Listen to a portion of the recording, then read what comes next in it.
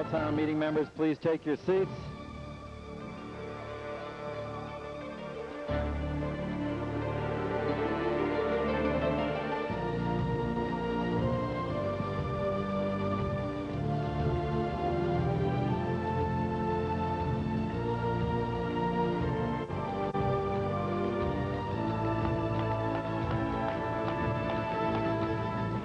Meeting will come to order.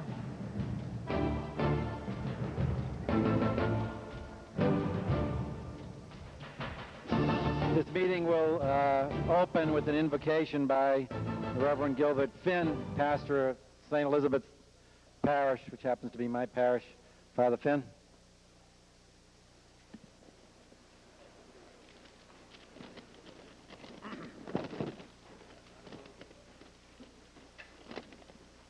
Let us pray.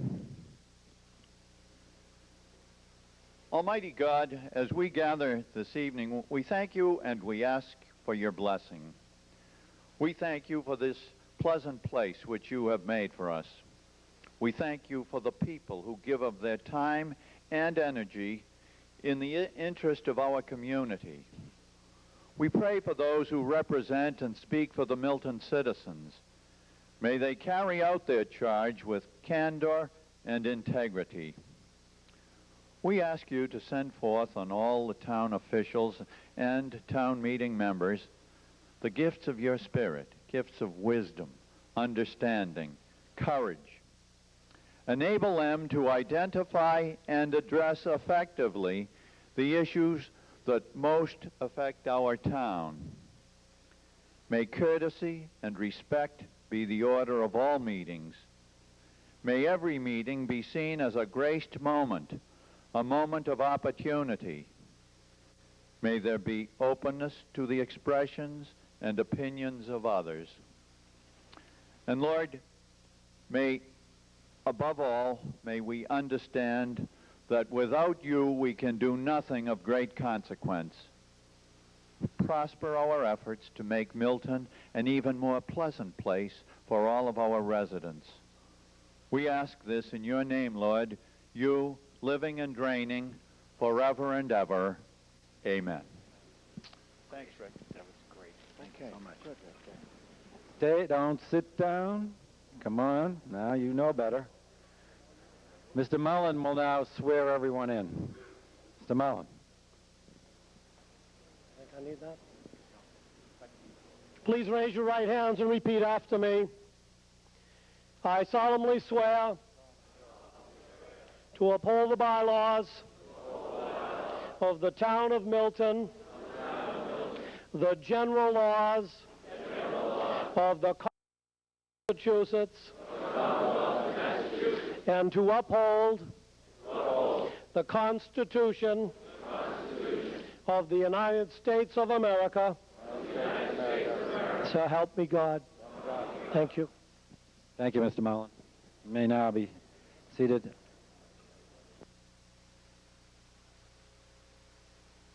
Thank you.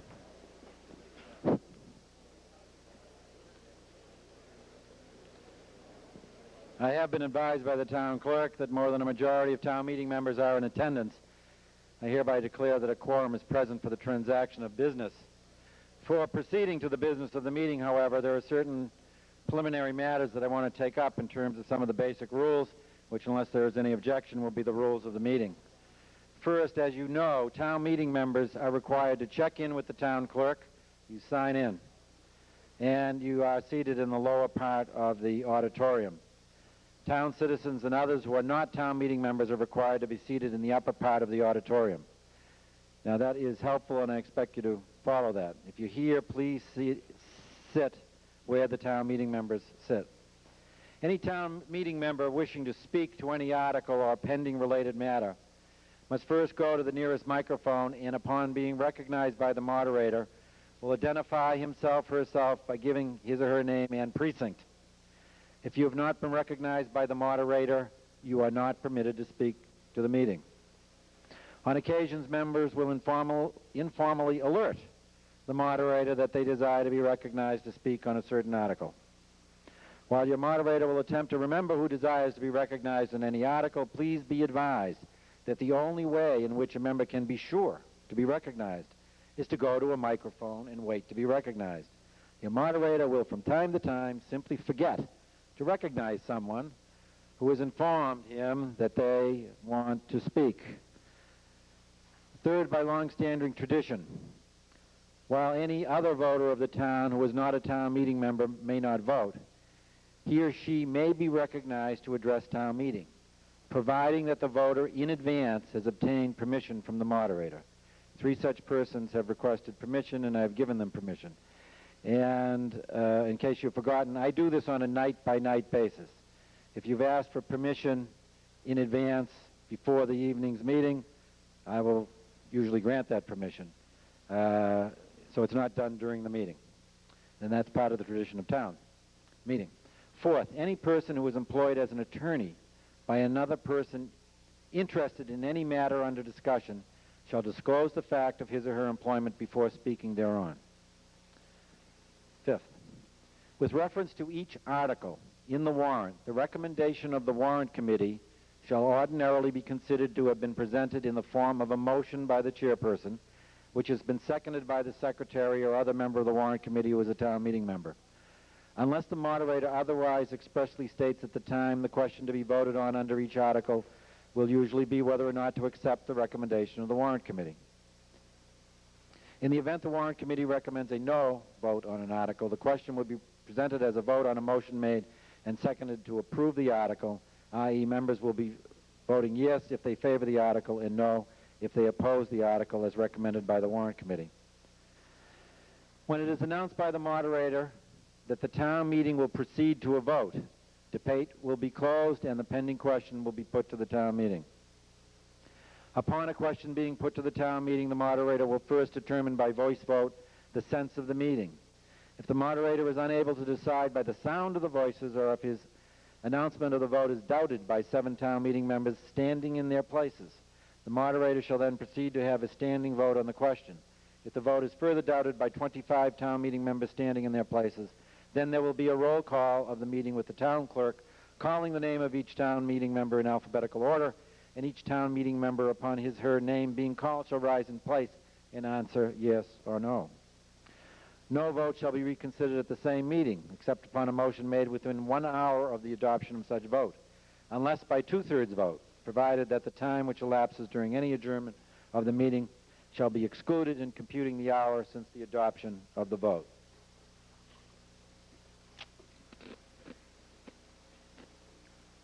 Pursuant to the town's bylaws, the moderator does require that all substantive or complex motions be reduced to writing before submission to the meeting. Now, by tradition, the moderator will recognize any town meeting member for the purpose of asking a question or requesting additional information related to the article under consideration. The question or request must be addressed to the moderator, who will then direct the question to the appropriate town official. Upon posing your question or request, the town meeting member is finished for that recognition and shall be seated. Cross-examination of town officials on information is not permitted. The moderator may, however, separately recognize a town meeting member who has asked a question for the purpose of asking a follow-up question. Okay, now, those of you who have been here before, you know my view is you should try to get information in advance, and that should be readily available. And I know at least one town meeting member copied me on a request, quite legitimate request for information, and I hope she got it. However, if there is information that you feel you need that is of general interest, feel free to ask the question, and I will attempt to get the answer. Okay? Now, sometimes you don't get the answer. Okay? And you can point that out, the extent to which it affects anything. Okay? Usually you get a good answer. All right, and that's how we're going to handle that. Now, finally, the budget articles, as you can see, recommended by the warrant committee of this town meeting, or at least one set of them, are at the maximum tax levy limitation permitted by state law pursuant to Proposition 2.5. Now, I certainly will entertain motions to amend budget articles upward. as I must and as I should, and as may be quite legitimate. Nonetheless, the town's total appropriation may not exceed the Proposition 2.5 limit. And that means sooner or later, this town meeting is going to have a appropriation that overall meets the Proposition 2.5 limit. There is a procedure for, and it's incorporated in these warrants, if you've read it, that allows for there to be a contingency appropriation dependent upon an override election, if you will. Now, if you are going to propose amendments to those budgets that are within the Proposition 2.5 levy limit, you will then automatically be, unless you specify where the revenue is coming from, putting that budget out of whack with the Proposition 2.5 levy limit. Now, I'm not saying you cannot do that. As a matter of fact, it would be unlawful for me to forbid you to do that. And the reason we know that is one town moderator tried that and was told, no, you can't do that. But what the moderator can do is suggest that your credibility and the helpfulness of such suggestions to the town meeting is considerably enhanced if you are moving to increase a particular budget by the specification of where you think it's going to come from. And I would suspect, from past experience, that those who don't follow that procedure aren't really going to have a lot of credibility with the town meeting. Now, that's just my observations, and nothing's mandated here. But I urge you to, if you're going to venture down that road, which is your right to do, that you think about that and try to be as helpful to reaching a consensus on what we are or are not going to do. Now, one final note that was expressed by Father Finn, and I echo that sentiment. During the course of debate, and things have improved considerably over the last few years on the subject of civility, it is absolutely okay to be passionate, to be emotional, to have strong feelings about your position, to have strong feelings that somebody else's position is ridiculous even. And you can say that the position is ridiculous for the following reasons. But what is not tolerated in accordance with civil behavior and in accordance with the traditions of the town is making any ad hominem attacks on anyone. The town meeting does not like it generally. I don't like it, and we proceed in a much better way to reach consensus if we avoid it. Everyone's got a right to be heard. No one necessarily has a right to be agreed with in terms of their position, but they have a right to be heard, and I expect all of you to respect the right of every town meeting member to speak. And I will be harsh on anybody that violates the rule. Now, it's hard to be harsh, but I just don't want this meeting to get out of hand. And there's a lot to be emotional about during this meeting, if you've read the warrant, because we are in a difficult year. All right, unless there is objection, these will be the procedural rules of the meeting, and seeing no objection, these will be the rules of the meeting. There is a preliminary motion that I need, and it is a motion that on matters requiring a 2/3 vote by statute, that account need not be taken unless the vote so declared is immediately questioned by 7 or more voters, as provided in General Law, Chapter 39, Section 15. Is there a second? Any discussion? All those in favor say aye. Those opposed? That carries. Now, 2 other announcements before we get to the business of the meeting. The meetings are going to be as follows. It's going to be Monday and Tuesday of this week, not Thursday, and Monday, Tuesday, and Thursday of next week, if needed. Okay, not this Thursday. I am not available. All right, so it's Monday and Tuesday of this week, and Monday and Tuesday of next week, and Thursday if necessary. We've been feeling our way for the few years that it's been since we've had non-Saturday meetings. And many towns simply have Monday, Tuesday meetings so that they don't do it in a marathon session. So that's what we'll be doing this year. And the second announcement is for those of you who are interested, new town meeting members, old town meeting members, those of you who wish to simply ask questions or get things clear, starting at 7 o'clock tomorrow night in the upper, what's the upper right to me, but over there, I will give an explanation of some of the fundamentals of procedure that are going on at town meeting for those of you who are interested. I'll be joined by the chairman of the warrant committee, Mr. Pavlicek, and after some, I'm just going to pick a few basics that I think are important, and then we'll entertain questions. That'll be at 7 tomorrow. Okay? Now, Mrs. Agostini, are you standing there to be recognized, or? And for what purpose do you rise, since we haven't started anything yet? You have a point of order? You're recognized to state your point of order.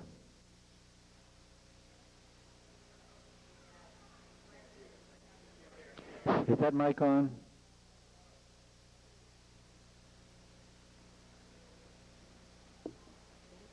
Hello? Yes, you are now Thank you. hearable. I just want to clarify, and you'll have the answer to this in your... No, I might not. Well, you just ask the question. You made the statement that a resident who wants to speak needs to contact you. Was that pertain to a resident or a voter? A voter. Okay. Only voters. Only voters. And the bylaws does read that any voter of the town who is not a town meeting member may speak at any representative town meeting, but he shall not vote subject to such conditions as may be determined from time to time by the representative town meeting. Does that require us to take such a vote? Should some other voter stand up and not have contacted you? Could you explain that? I'm more than happy to explain it. Is that your point of order? That's one of the three. Well, give me all three, please. Okay, the second point of order is you did make the comment, and it has happened from time to time, that individuals have felt intimidated or whatever, and there is a police officer who does attend town meeting for any such purposes, so I thought the moderator might want to make that point known. Thirdly, I would like to know from the moderator, we just received the annual report over the last week, and in the annual report on page 107, there is an amendment to Article 22 made by town meeting member Roger T. Connor, and it was debated for almost a full hour. It had to do with Council on Aging, salary and wages. I did speak to the town clerk today. He took the time, and I appreciate it and thank him for getting out his notes.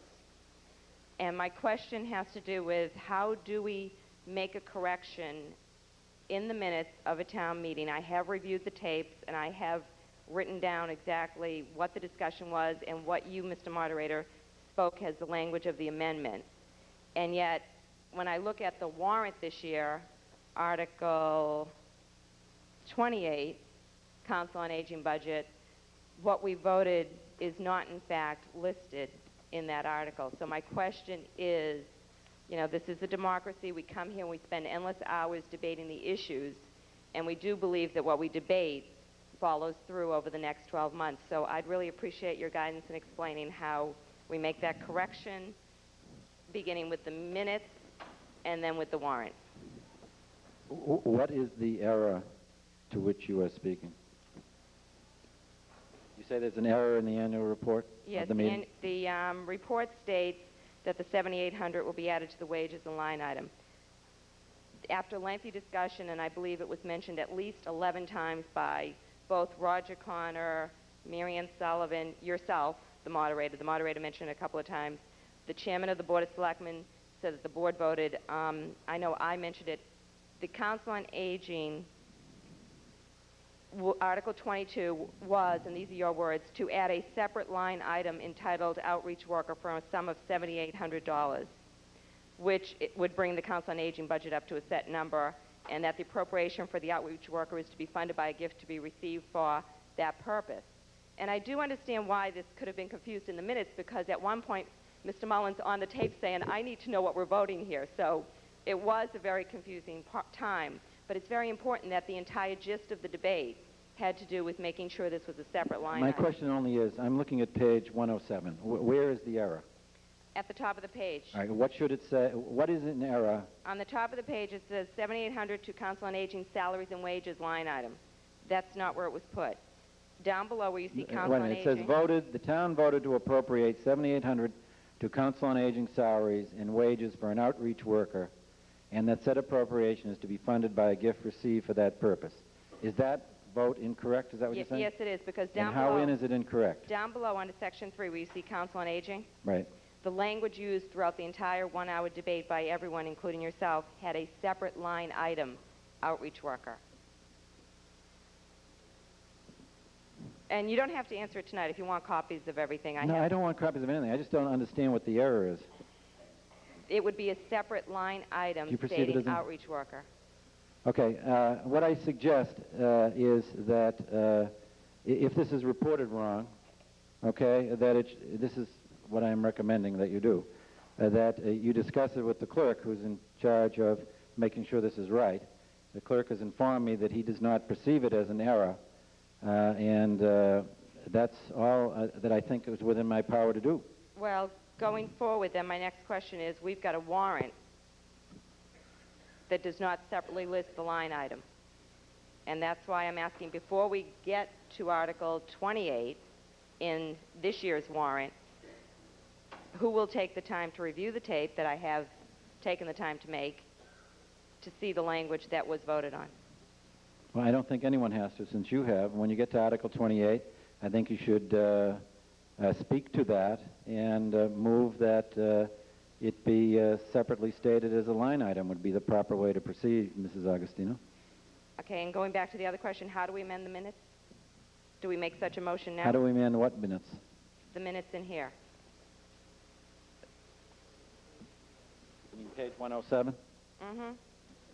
Well, I'm going to suggest you follow the same procedure since the minutes are taken by the clerk, that you make suggestions to him as to what should or should not be in there, and if he agrees with you, I'm sure he will publish a correction, and if he doesn't, he won't. Okay? And as moderator, you will then review it prior to Article 28. As moderator, I'll do what? Review the vote that you... No, I won't. Now, I think that answers your third question. The first question on the vote, people speaking, that is a tradition of the town. There are, in every town, various traditions that come to be and that have the force of policy with respect to procedure. The town meeting is free to change those.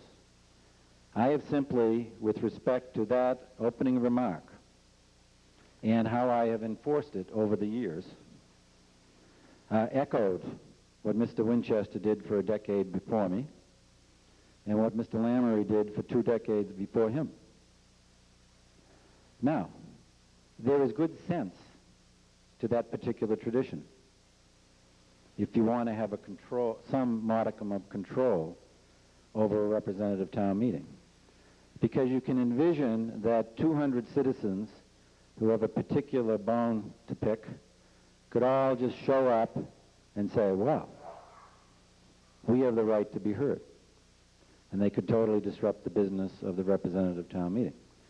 So over the years, I suspect, whether they face that actual problem or not, the tradition has developed that you are required to have the permission of the moderator. That way, at least you'll know in advance whether 200 people are going to disrupt your evening or not. I have never refused permission to anyone, and I know of no other moderator who has. And Milton is quite civil in terms of its citizens, and I expect that we're never going to have to face that disaster. But that's the rule. And that's, as I've declared it, since there was no objection, although I'm willing to revisit it, the rule of this meeting. And I am fully aware of the resources of the police department and Mrs. Agostino, so it wasn't necessary for you to point that out, but I'm aware of that. Thank you very much. Well, thank you for repeating that, and I would like still further clarification with regards to the minutes prior to tomorrow evening's meeting. So if any other town official has the answer, Mr. Moderator, maybe you could obtain it from them. I'm not sure what your last shot is here. The question is about the line item. It was an extensive one-hour debate. We're here to debate issues, to take a vote, and to abide by the vote in the future. Okay, and the answer, and there's not going to be any further answer, is that it's the responsibility of the town clerk to fairly report in the annual report, and that you are free to explain to him where you think he went awry. And as part of his job, he will make a correction, or he won't. And that's all that's going to be said by the moderator on that topic. And with regards to the warrant committee's actions pertaining to the vote? I'm not sure what you're talking about right now. Well, maybe I'll just type it all up and give it to you for tomorrow night. But we voted, in your own words, a line item on that article last year. That may be. I don't remember. And what I suggest you do is, and maybe you should do it in writing, is make a submission to the town clerk that you believe that his report in the annual report 2000 of the town of Milton is in error. That is the proper procedure. That's what I expressly asked you for. And that's what I've now said 3 times. Well, I just want to make sure going forward that we do have that understood. Thank you. Well, you can be sure that I won't change it going forward either. Mr. Mullen. Gee, I haven't even got to the first article yet. This is not making your moderator happy. Now, before you speak, since we're still on introductory remarks, I wasn't going to do this, but I've been practicing a joke. Somebody said, you know, if you really want those town meeting members to love you, Ward, you're going to have to loosen up a little bit and have a joke at the beginning of town meeting. And things have gotten so heavy so far, and it's after 8 o'clock, and we haven't gotten to appoint Mr. Braxton the measurer of lumber yet, even, which is another tradition in town. I was going to pass on the joke, because it was going to be in my opening remarks. And I was going to ask all of you that this was a test, to see if you understood that when I got to it, that it was really a joke. And that would determine the sense of the meeting as to whether or not we are all taking ourselves a bit too seriously, I thought. Now, I tested the joke out at a couple of places. As you know, I chair the board at the hospital, and they laughed. Mr. Gordon was there. He's the treasurer of the hospital. And so I said, oh, that's pretty good. Maybe I can get away with doing this. And then I tested the joke out on the town administrator, Mr. Cronin. Mr. Cronin didn't laugh at all. He said, I wouldn't do that if I were you. So since we're trying to get everybody a little loosened up here before we get to Article 1 and half an hour or so has gone by, I think I'm not going to do the part about, you know, do you get that it's a joke? I'm just going to give it to you straight. So let's pretend that we go back 15 minutes and I'm still making my opening remarks. Okay? And it goes something like this. Now, there are, and since we've gotten into traditions, of which the tradition in terms of getting permission is a good example, and there are a few other traditions woven in there, I was going to say, now, there is another tradition that I don't usually remind people of, but it nonetheless is a tradition, because you may be wondering why the moderator, you know, is up for election every year. I mean, that's a good question. Why does the moderator have to run every year? Believe me, I've been asking myself that question. So I was going to point out that it's a strong tradition in town, and the tradition goes like this. Thou shalt not covet thy incumbent moderator's job. Ooh. All right, about half the people laughed. Now, it's a joke, okay? Loosen up. Don't take yourself too seriously. All right. Now, Mr. Mullen, I can't get to Article 1. Do you have a point of order, too? I have a point of order, Your Honor. You probably have more than one. Do you have more than one point of order? With regard to Article 2. Article 2, yeah. to hear and act on reports of the town accountant and town officers. Am I correct that if anybody has any question with the town report that's been published and they want to modify it or think it's inaccurate, that what they should do is move to amend the town report at the time we consider Article 2? Now, that's a good question. I don't think so. If a member believes that there's something inaccurate in the report of the last town meeting, which is contained in the town report, presumably the way to correct that is to make a motion. If they want to debate it, let the town meeting vote, and then the town meeting will decide what the accurate recollection of the last meeting was. Now, that is an interesting suggestion. I don't believe, since we're plowing new ground here, and I appreciate you raising that. It is my belief that Article 2 deals with the reports of the town officers and committees. And while the report of the last town meeting happens to be in the annual report, it falls within the jurisdiction of the town clerk to make that report. And I do think that the procedure that I suggested is the proper one. So I will not be entertaining motions to amend Mr. Mullen's work under Article 2. Any other points of order? Yes, Mr. Moderator. Richard Livingston. Mr. Livingston, Precinct? Precinct 2. Precinct 2. Mr. Moderator, to understand through my traditional experience here at town meeting for over 15 years that no article can be placed on the table, postponed, or withdrawn. So I would appreciate that the membership be given all the information behind Article 38, which is withdrawn in this warrant. You're not recognized for this point yet. When we get to Article 38, I'll recognize you. I really have to start this meeting. Okay, but as a point Okay, of order, and I'm the not going to information recognize. should Pardon? be here. I mean, you raised that with me, and that's a legitimate question, but that's not a point of order, and that can be taken up when we get to Article 38. Do you have another point of order, Mrs. Augustino? Well, I'd like to thank Attorney Mullen for his thoughts on my question, and I'd like to ask to ask Town Council if he agrees with Mr. Mullen or with you. I'm not going to do that. Thank you. Any other questions? That's my point of order that I'm asking you to get an answer to. Well, that's nice, but I don't recognize it either as a point of order or something that is in order at this time. Any other questions? All right. If not, I will go to Article 1.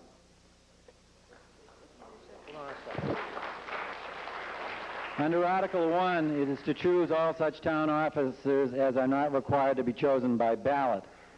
And in accordance with the traditions of the town, Mr. James Braxton is up for measurer of lumber. I'll entertain a motion that Mr. James Braxton be appointed measurer of lumber.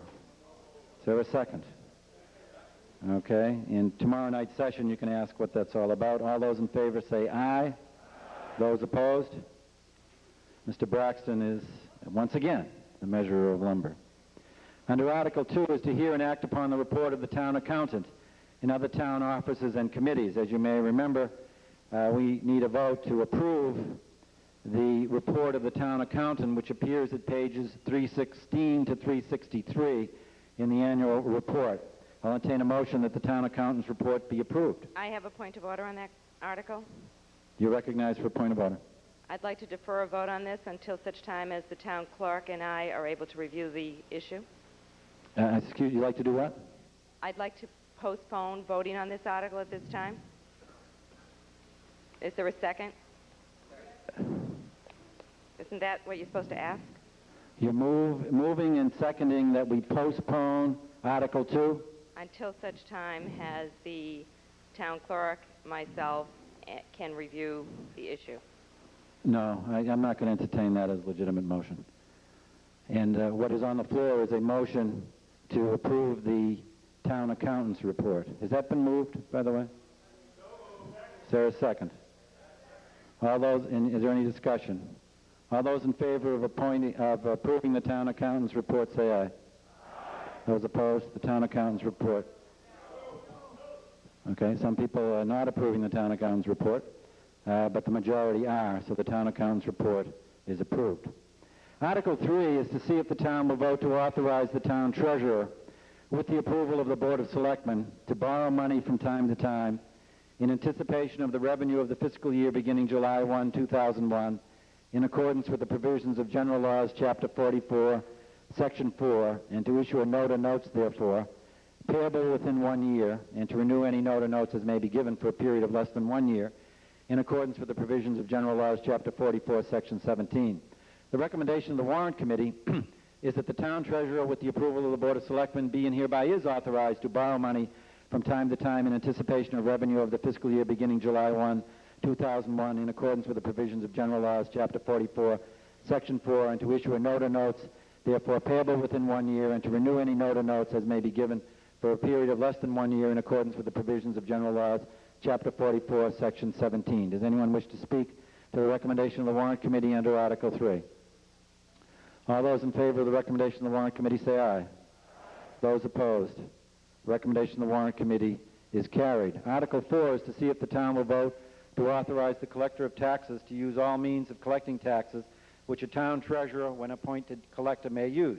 The recommendation of the Warrant Committee is that the town vote yes. Does anyone wish to speak to the recommendation of the Warrant Committee under Article 4? All those in favor of the recommendation of the Warrant Committee say aye. Those opposed? Recommendation of the Warrant Committee is carried. Article 5. See if the town will vote to authorize the town treasurer to enter into compensating balance agreements during the fiscal year beginning July 1, 2001, in accordance with the provisions of General Laws, Chapter 44, Section 53F, and to act on anything relating thereto. Recommendation of the Warrant Committee is the town vote yes. Does anyone wish to speak to the recommendation of the Warrant Committee? All those in favor of the recommendation of the Warrant Committee say aye. Those opposed? Recommendation of the Warrant Committee is carried.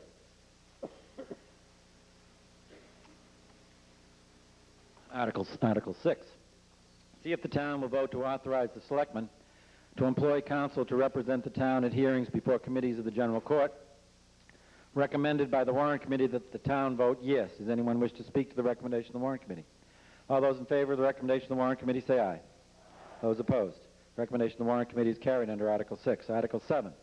See if the town will vote to authorize the moderator to appoint a committee of 5 citizens to consider such proceedings of the legislature and the state boards and commissions as may affect the interest of the town and confer as they may think expedient with the selectmen in regard to the employment of counsel to represent the town in any such proceedings. The members of such committee to hold office until the final adjournment of the next annual town meeting and until the appointment of any succeeding committee authorized at such meeting.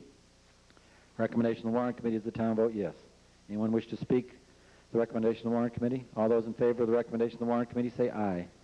Those opposed? Recommendation of the Warrant Committee is carried. Article 8 is to see if the town will vote to discharge the coordinating committee established by vote of the 1998 annual town meeting under Article 51 to act on anything relating thereto. The recommendation of the Warrant Committee is the town vote yes. Anyone wish to speak? Yes, Mr. Mr. Moderator. Livingston, you are recognized. You may speak. Thank you, sir. And I could kill 2 birds with 1 stone Good. with this question. If the Warrant Committee Chairman could kindly tell me how much Article 51 of the Acts of 1998 of the town meeting has left in its treasury for that committee. And also, could he tell me from 1979, 1980, 78, 98, 78, and 77 of Articles 42, 45, 50, 38, 14, and 38, how much money is in those accounts before we decide to dissolve these committees? And then I have an amendment. You don't get to pick who answers your question. So No, you want to well- restate your question, please? Yes, Mr. Moderator, I'd like to ask that if you could ascertain for me, the individual that could provide me the answer for the dollar amount of all these committees that we plan to either dissolve, continue, or what have you, I'd like to know how much money is attached to them. You want, now, let me see if I'm clear now. You want to know if any of these committees still have money? Yes, Mr. Moderator. Okay. I will try to get the answer to that question. Okay? Thank you, sir. All right. But since we're on Article 51, you probably want to know that before we go to a vote, right? Excuse me? We're on Article... We're on Article 8. Right, yes, sir. Because, as you stated earlier, the traditions are that we have to come up with money in order to move it around to other areas. And I would like to make a motion, once I know how much money is here, on Article 8, in the same amendment, motion for Article 9 that after a complete accounting of the allocations of funds to the aforesaid committees, the remaining funds unexpended are to go to Article 11 for the purpose of a comprehensive town-wide audit. You can make that motion when the time comes. Now, Mr. Pavlicek, do you have that information, or does the town accountant?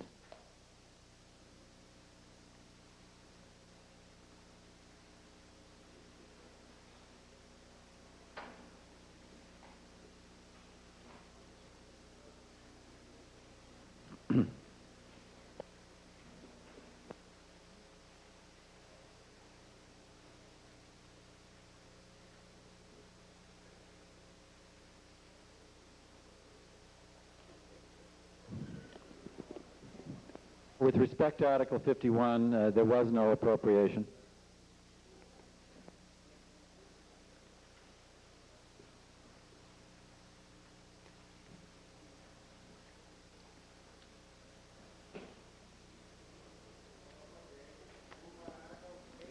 Yes.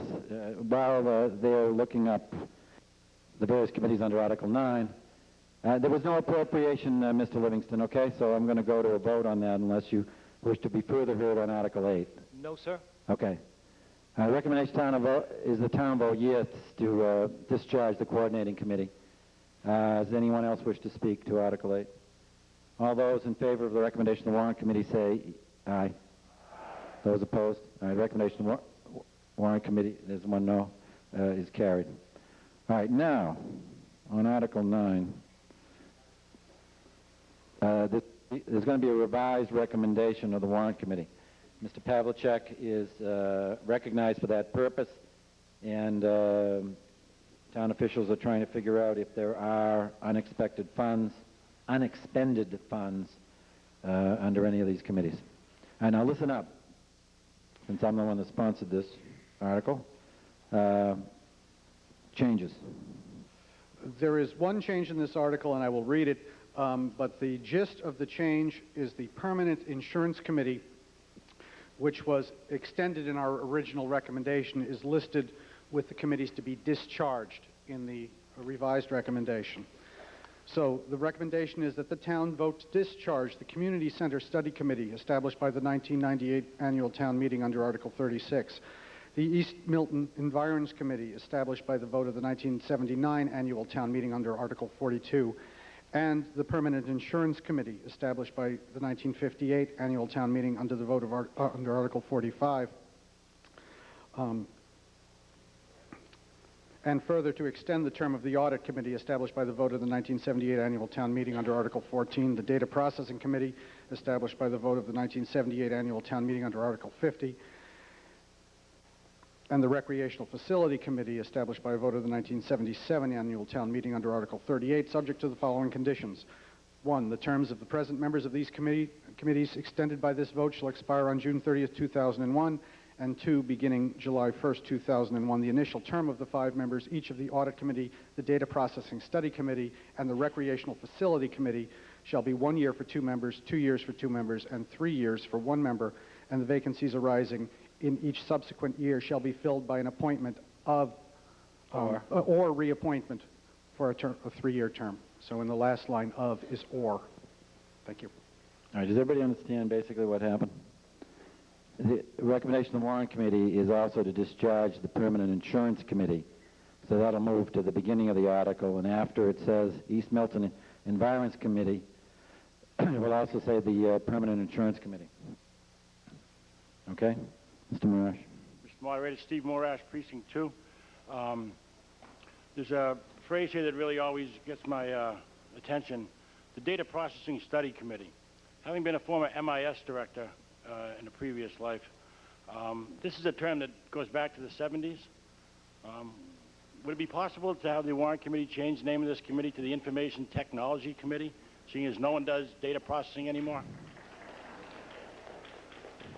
We'd have to get Mr. Walsh's advice on that. What's the name of it?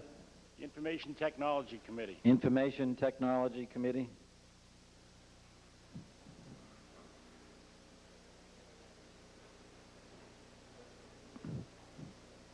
I take that, Mr. Marash, as a motion to amend the recommendation of the Warrant Committee so that the name of the Data Processing Committee is changed to the Information Technology Committee. And is there a second on that? Does anybody wish to speak to that amendment to the recommendation of the Warrant Committee? All those in favor of that motion to amend, say aye. Aye. Those opposed? Okay, well, it's a majority thinks at least that it should be Information Technology Committee, and so the recommendation of the Warrant Committee is amended. All right, now we are back on the recommendation of the Warrant Committee. We still don't have the question answered with respect to all the committees. I can tell you right off the bat, the Community Center Study Committee didn't have any money.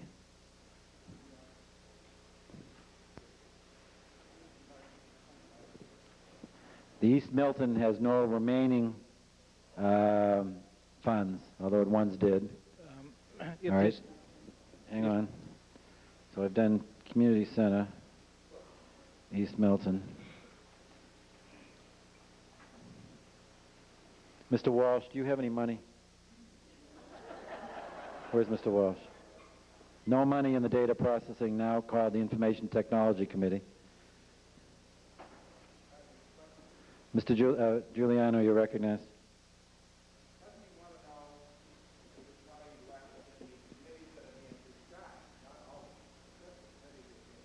You want the ones being discharged? Yes, because... Okay. So that's the Community Center Committee. The East Milton Environs Committee has no, and the Permanent Insurance Committee has no money. So none of these three committees have any money left, Mr. Livingston, is the answer to your question. And that's good. Follow up to that question, though, but I could get the information as to a financial audit of these various committees from where? Who keeps the records of the Data Processing Committee and how much? I know it's been in effect since 1978, is it? And probably a multi-million dollars has gone through it. Where would I look at their financial records? I don't have a clue, and I'll try to find the answer to that question. Mr. Mullen, you're recognized. Peter Mullen, Precinct 3. The current recommendation of the Warrant Committee doesn't clarify who appoints these committees. Since I think the recommendation might be in order to make, I assume they're all appointed by the moderator, and I would suggest that language be added saying that the staggered terms will be by appointment of the moderator. Thank you, but it's not necessary. They're continuing in existence in accordance with their original charter, except for the modifications that are being made with respect to their terms, and their original authorization is that they be appointed by the moderator. So we are quite comfortable that we are not venturing into a no man's land. Mr. Sheffield, you recognized. You're absolutely right. I mean, there's at least one, the Information Technology Committee is actually not simply appointed by the moderator. But whoever appoints it will continue with that authority. Then I'd propose a friendly amendment. Which is? That item 2 on the top of page 17 provide that beginning July 1, 2001, the moderator shall appoint 4, and then the rest of the language that's there. The moderator will do what? The moderator shall appoint 4, the initial term of the 5 members each, and the language would remain the same. The problem, Mr. Mullen, is that I don't appoint all the members of the Data Processing Study Committee. Well, I'm proposing that you do.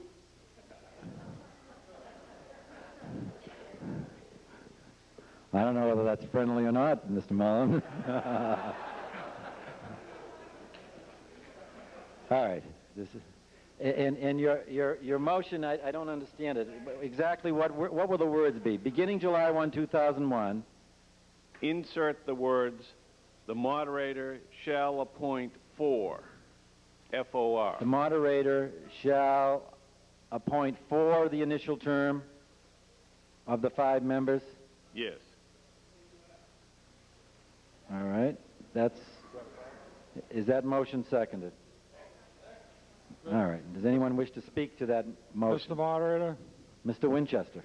hate to raise a point of order, but I question From you anytime. I question whether that amendment is within the scope of the article. Good point.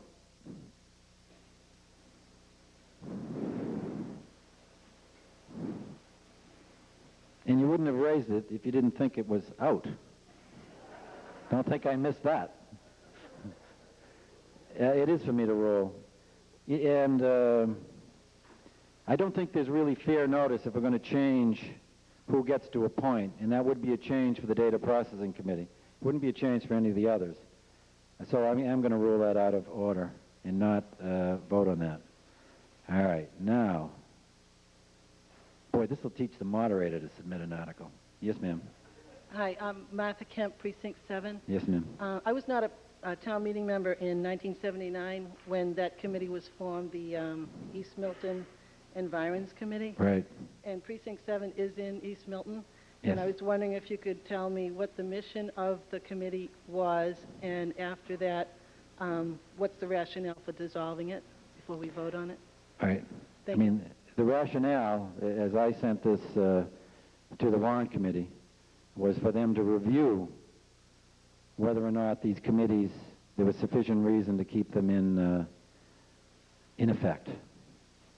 And it was up to them to investigate. And they have reported to me that, for example, that particular committee hasn't met in years and years and years and years, and that the selectmen have, in fact, appointed a East Milton Study Committee, which has been doing the work of being concerned about East Milton Square. And I'm informed by Mr. Pavlicek that the Warrant Committee concluded that since they haven't met in years and years and years, that it should be dissolved. Now, do you wish to expand on your thinking on the East Milton Committee, Mr. Pavlicek?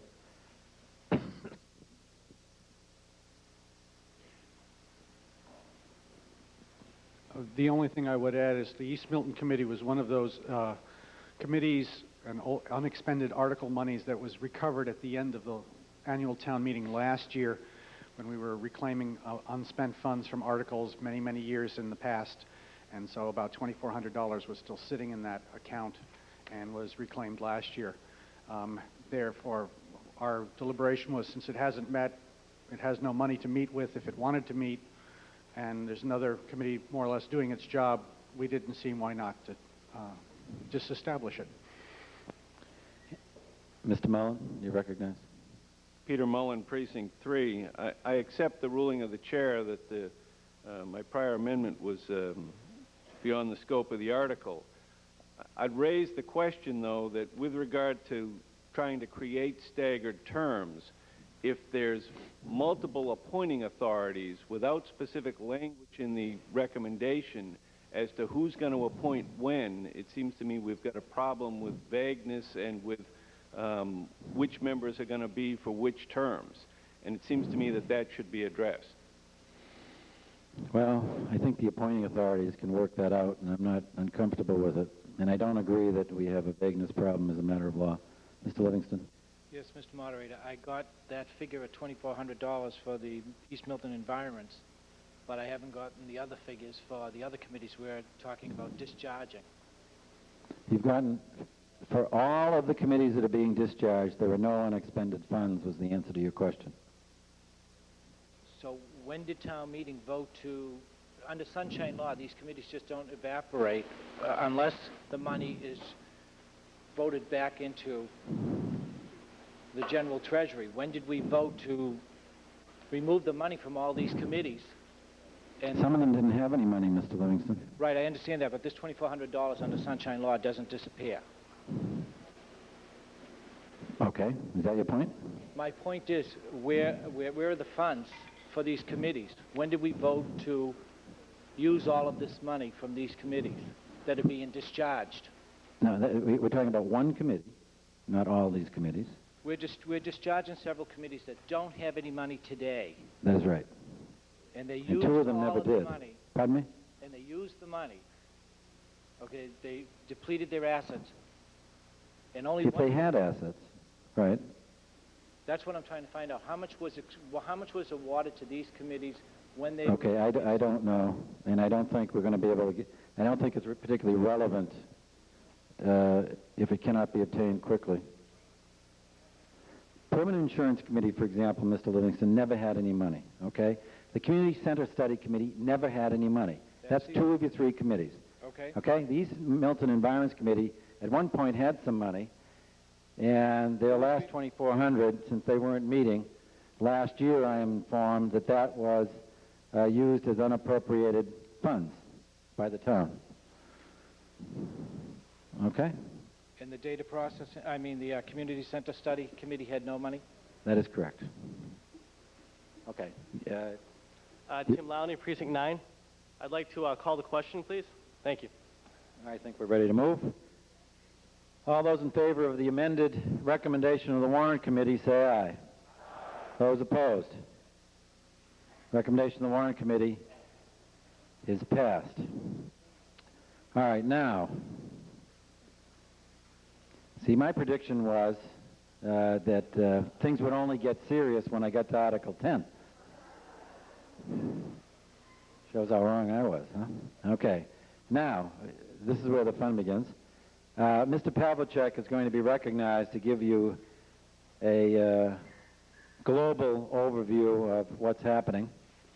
And then Mr. Paul Hogan, who's the chairman of the Capital Planning Committee, will specifically address Article 10 for starters. And then the rest of you can have your say. Mr. Pavlicek, you're recognized.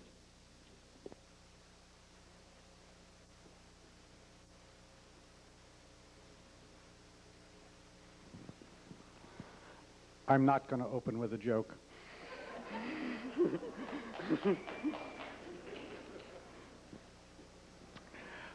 You have in front of you the warrant. I'm not going to read the report of the Warrant Committee to you. I just want to bring you up to date on what has happened since the time at roughly April 1st when this warrant went to press, and what things have happened since then, and how our thinking has changed or stayed the same since then. First off, there have been reported several changes in the revenue picture of the town, and I'll come to that in specifics in a few minutes. But let me talk a little bit about the generalities of what you have in front of you. First off, this warrant is different just to look at than any warrant probably we've seen before. This fourth column with the contingent and non-contingent appropriation, where part of it is subject to a Proposition 2.5 override. We settled on this format. This is a format suggested by the Department of Revenue. The purpose of doing it this way, and there have been many questions about why exactly we did it this way, the purpose of doing it this way is that if our recommendation is that the vote be for the total amount, but part of it be contingent on a Proposition 2.5 override, that should such an election take place, regardless of the outcome of it, we will have a budget in hand at the end of that vote. This way, we didn't have to try to make a budget and either recommend or not recommend a Proposition 2.5 override and be faced with the prospect of coming back here in the last few days of the fiscal year to try to craft a budget should that vote not have gone the way we wished it to go. So the format of the contingent and non-contingent is to try to give the town meeting a choice, really to see lined up in front of you what the consequences are either way. So essentially you have both budgets laid out in parallel for you. As I say, there are several methods of doing this from the Department of Revenue. This seemed to be the most reasonable and readable way to proceed with it, rather than have parallel articles for all of these different, having two articles for all of these different articles. So that's the reason for the format you have in front of you tonight. Now, this is not the only new thing in this budget. I mean, this has been a very remarkable process this year. I've laid out in the report of the Warrant Committee the reasons why we are at the position we are in, so, having to do with revenue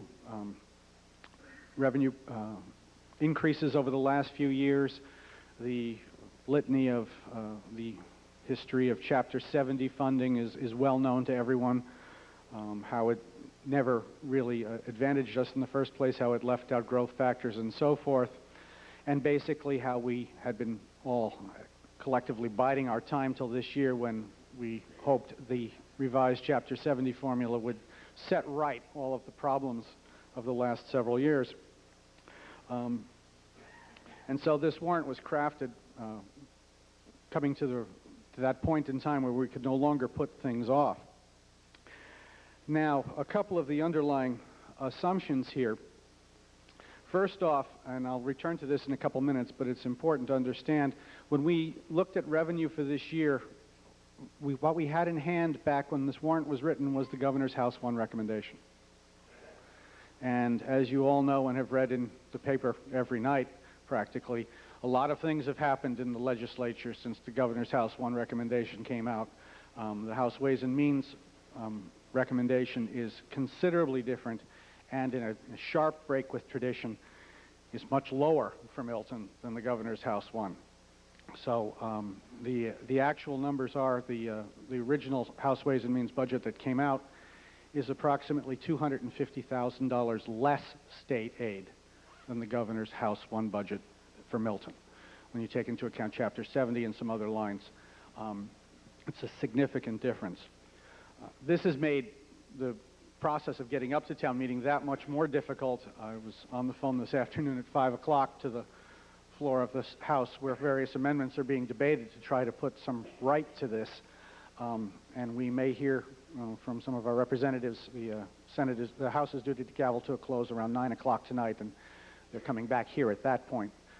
There are amendments that will either be carried tonight or tomorrow morning, which we hope will rectify some of these problems. But it's an issue that we are going to have to deal with. But basically, even beyond that, there's been a very unprecedented year. We recognized very early on that the state of the revenue stream was such that the budgets being proposed had no real chance of being funded at the levels they were being proposed at. People have talked about the fact that there's a $2.2 million override recommended here. There is an additional $2.5 million in requests that didn't even make the override. This is the gap between what we had to spend and what was requested was absolutely huge this year. And so what the Warrant Committee started out by doing back in February was to send out a letter to all department heads in town, fairly, again, unprecedented letter, dated Valentine's Day, unfortunately, saying that this year, unlike past years, not only would they be looking at not receiving what they're looking for in terms of increases in their budget, they stood a serious chance of receiving fewer dollars than they received this current year. That in the event of no override, the balanced budget that we were putting forward as a first alternative, in fact, there would be no way to fund the expenditures essentially that we had this year. And the reasons have been gone into before, the most flagrant being the huge increases in the cost of insurance. $800,000 in the insurance budget this year, and that doesn't even show it all, as I'll say in a few minutes. So we sent out to department chairs these letters informing them of the absolutely dire consequences likely this year. And then we started to go through the various different budgets and lines and so forth.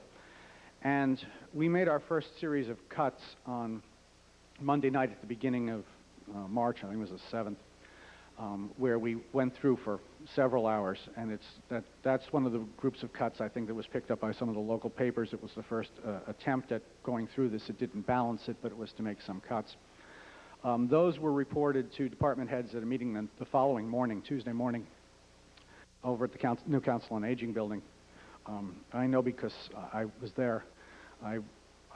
My son had a concert at a local elementary school, and so I arrived a few minutes late, and I walked into the meeting of every department head in town where they had just been read all the cuts that we had proposed for them.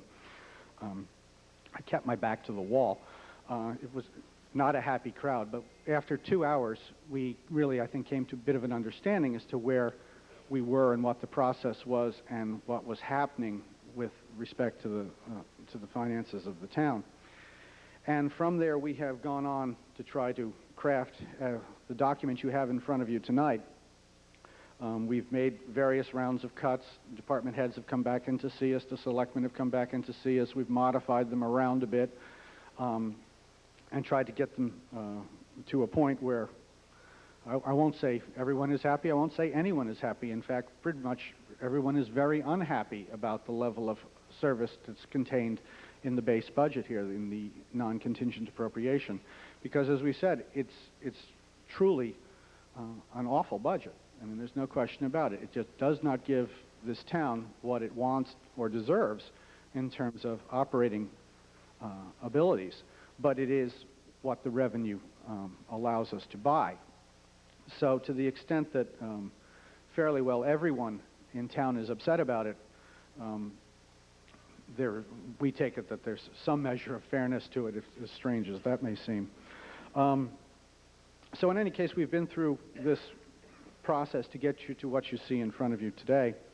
Now, since then, several things have happened, and I just want to outline them. We were working, as I say, earlier this evening, trying to put some of this together for some minor modifications in the document, and I will try to have them available in printed form for you when you come in tomorrow night. First off, it's been reported fairly commonly that the town received some additional lottery funds in the last couple weeks, $154,000. Additionally, the Board of Assessors, in auditing through the overlay reserve account, have released an additional $113,000 in overlay reserve money. And additionally, we've accessed another $15,000 in a bond premium account that we were able to liquidate. So there's some significant new money there. That's the good news. Of course, the bad news is there's some significant new bills as well. The state and county assessments that we get on our cherry sheets have just gone up by $48,000. Basically, these are indirect costs to the town. They're deducted from our state aid before we get them. The MBTA costs go through there. A variety of costs go through those cherry sheets. The main difference this year is the cost of health insurance for retired employees comes in through the cherry sheets. And as that budget went up in the main budget, it goes up there too. And that $50,000 or so is almost entirely due to the increases in the cost of health insurance for retired employees. This has the promise to be a major budget buster in the future, and is the reason for a couple of articles that are coming up shortly to create a fund to try to pay ahead into, in order to defray some of these costs, along the lines of what was done with the state pension fund, where there was a huge unfunded liability. This retired health insurance is also a potentially very huge unfunded liability to the town. So that went up dramatically. Some of the adjustments in the cherry sheets that we got recently dropped another $10,000 off. One of the adjustments we're going to make in the budget in the public safety line, public safety line, the insurance general account, Article 21. It was projected with a 20% increase this year. That's not enough. We just got the bill last week. It's an additional $34,000, a 28% increase in insurance general over last year. Primarily liability insurance on town officials and insurance on boilers and the like. Whenever you see insurance general, you tend to think of workman's comp. It actually was everything but workman's comp this time around that took the hit. But this new cost is some extra cost of workman's comp. In addition, later on in the article, in the warrant, in Article 67, there is a supplemental appropriation to the reserve fund for excess cost of snow removal this winter. The DPW went approximately $150,000 over its snow removal budget. We have applied for and have been told we will receive some FEMA money to the tune of about $80,000 that will help defray that. We're planning on that money coming in. We've got some informal assurances that we will get that. But the 51,000 we had set aside in that account is a little short.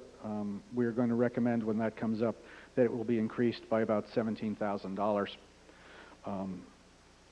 The other issue is further up in the articles. In Article 18, there is a collective bargaining set aside. The police and fire unions are currently under negotiation, and as is the practice, we set aside 2.5% of the salary lines having to do with Prop 2.5 as an arbitrary figure to fund those into the future, since we don't know how much money to set aside.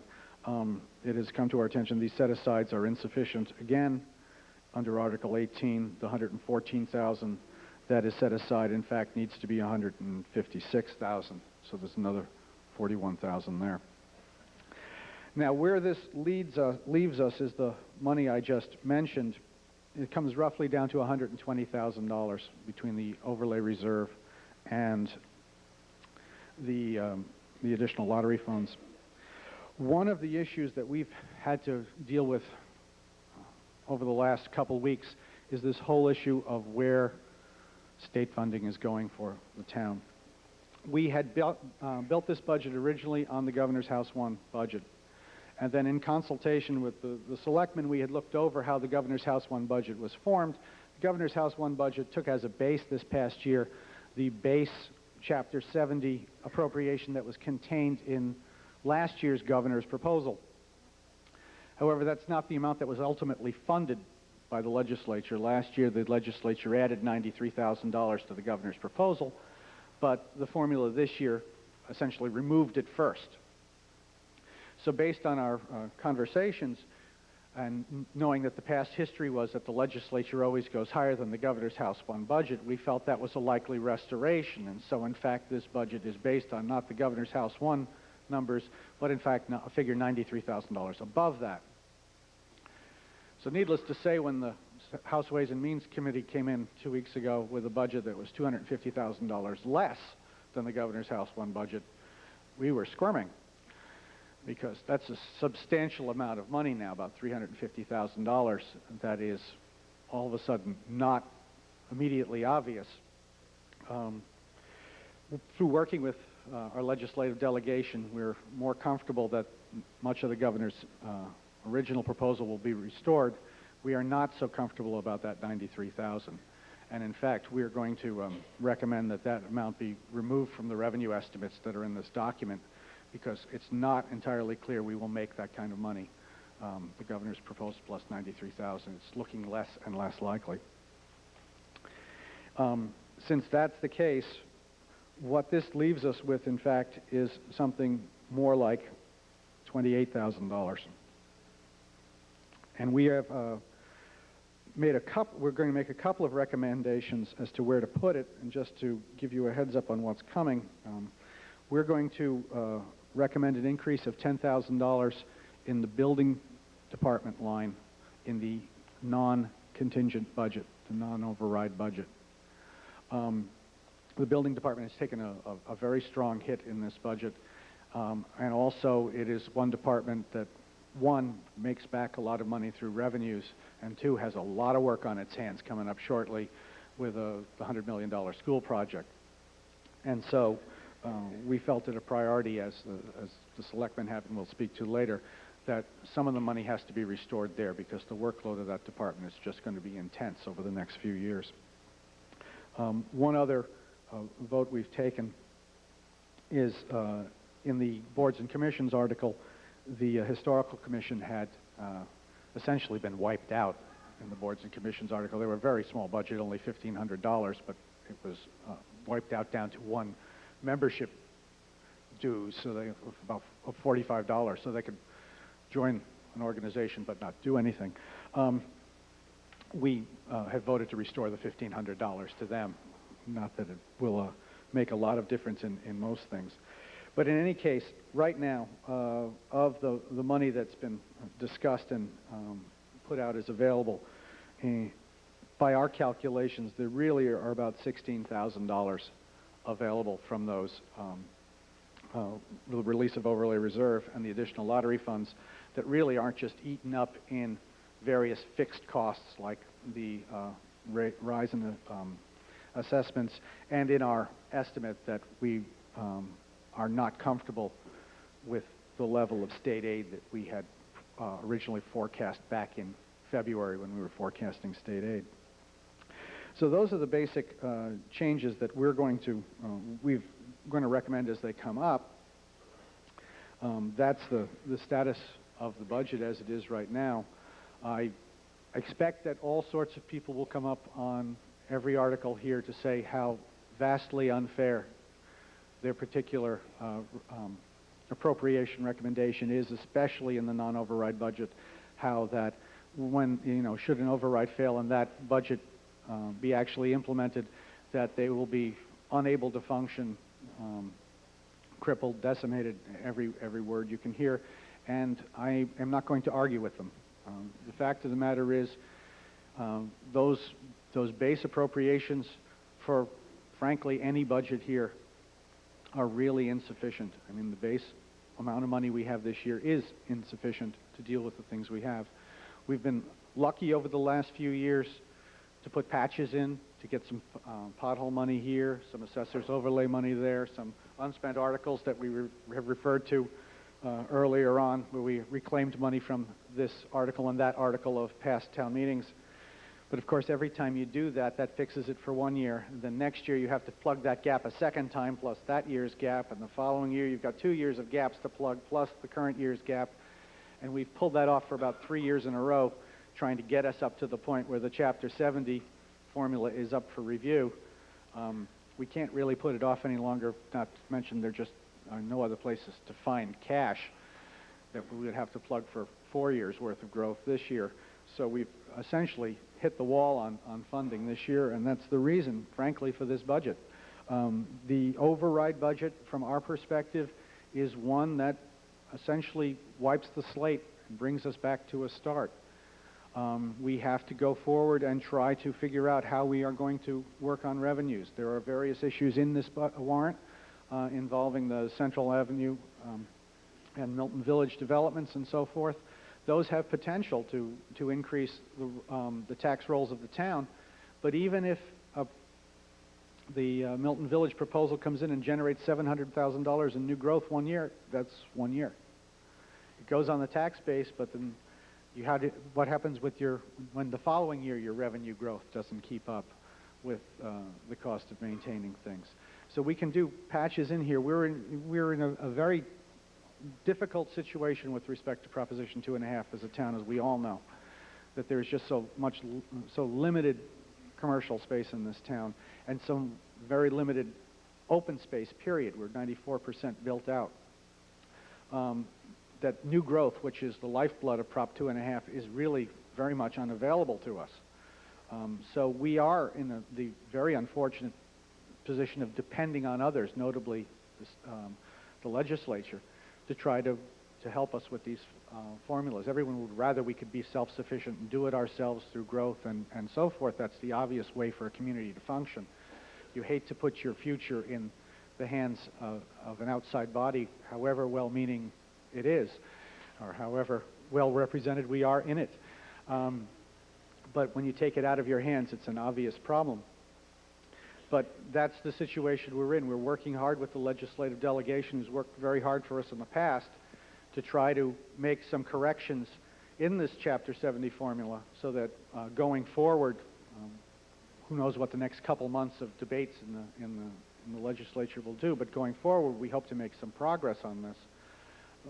But not to be too doom and gloom, the fact is if we don't, this is not a situation that's going to go away. We have to somehow deal with the revenue stream in this town. We are going to be very much hamstrung under Prop 2.5. There's only so much you can raise through local revenues.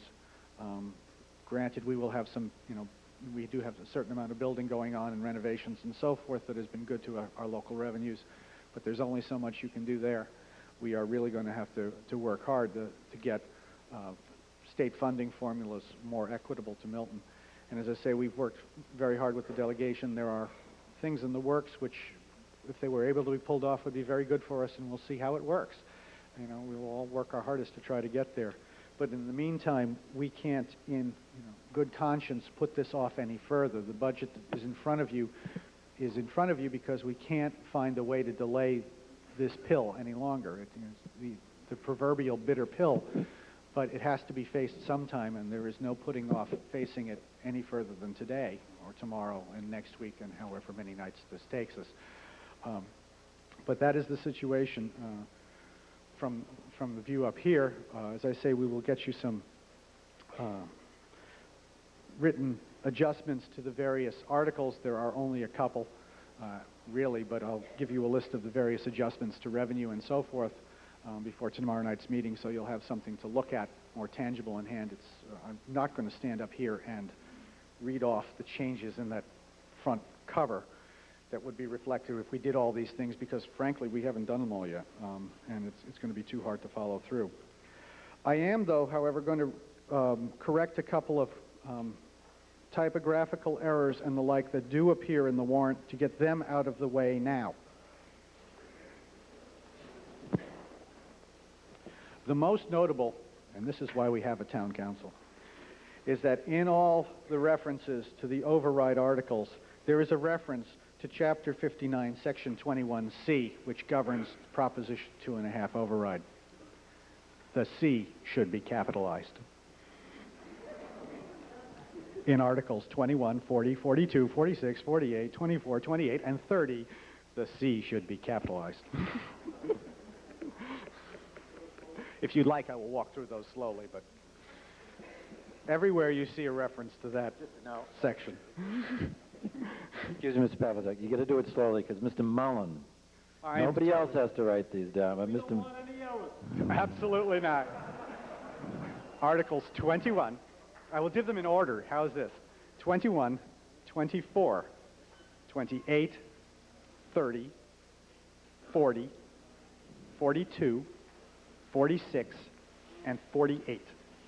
All contain references to non-contingent overrides, to contingent appropriations. Overrides, right. Contingent appropriations, which therefore contain the Proposition 2.5. All right, so we'll refer to Chapter 59, Section 21C. The C is capitalized. Anything else? Something a little more interesting would help this group before it falls asleep, Mr. Pavlicek.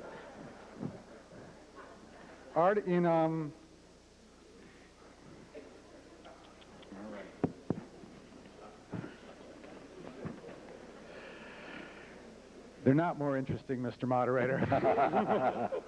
That's as good as it gets, huh? Now, these are, downhill from here, This is why we have town council to find these things for me. There's a correction in Article 50 in the on page 55 of your warrant.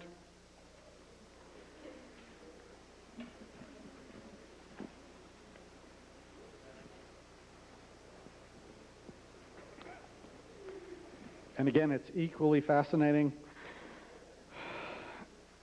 When there are two references in this article in Section 1 and Section 2 to a scale of a map, 1 inch equals 50 feet, it should be 1 inch equals 60 feet. And then Now that's important. That's important. I mean, it's a deed. You've got to watch this stuff. 3 lines from the bottom of Section 2, the first word where it says DSC group, it should say BSC group. Good work. B as in boy. B as in boy. SC.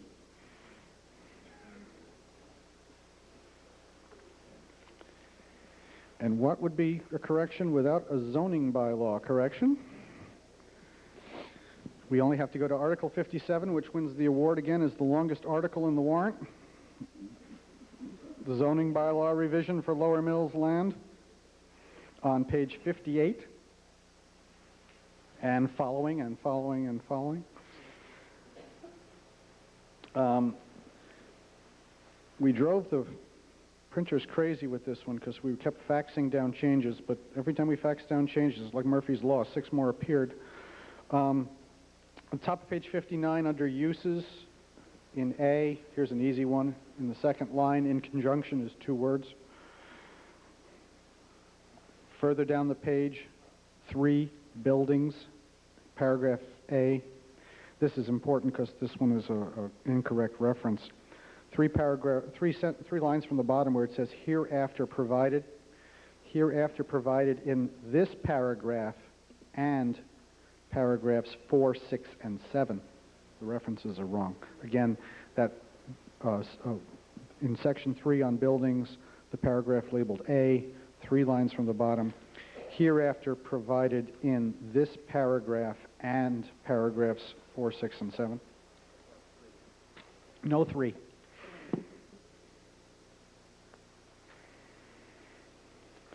A couple pages further on page 63, at the bottom, in section 9,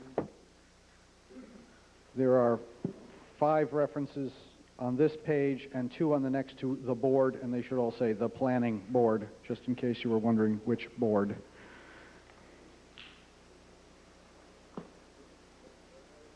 On bottom of page 63. Bottom of page 63, in the paragraph that says 9 application review fees,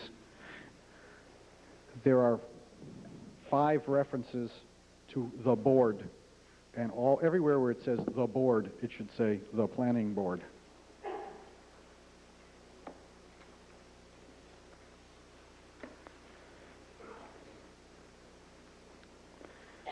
And then one that I just got tonight, page 66, Article 63, at the very, very bottom, before the last word where it says if such land is parcel, it should say if such land is a parcel.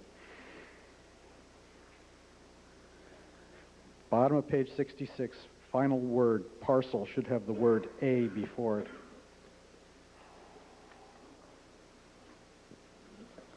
There, wasn't that fun? I think that gets all the Good technical work. corrections out. All right, it'll be less pain later. And then I would turn this over. No, okay, don't worry. I will give it back to you so you Back can to turn me, it over. yeah. And we're going to, that's a global explanation. Thank you, Mr. Pavlicek.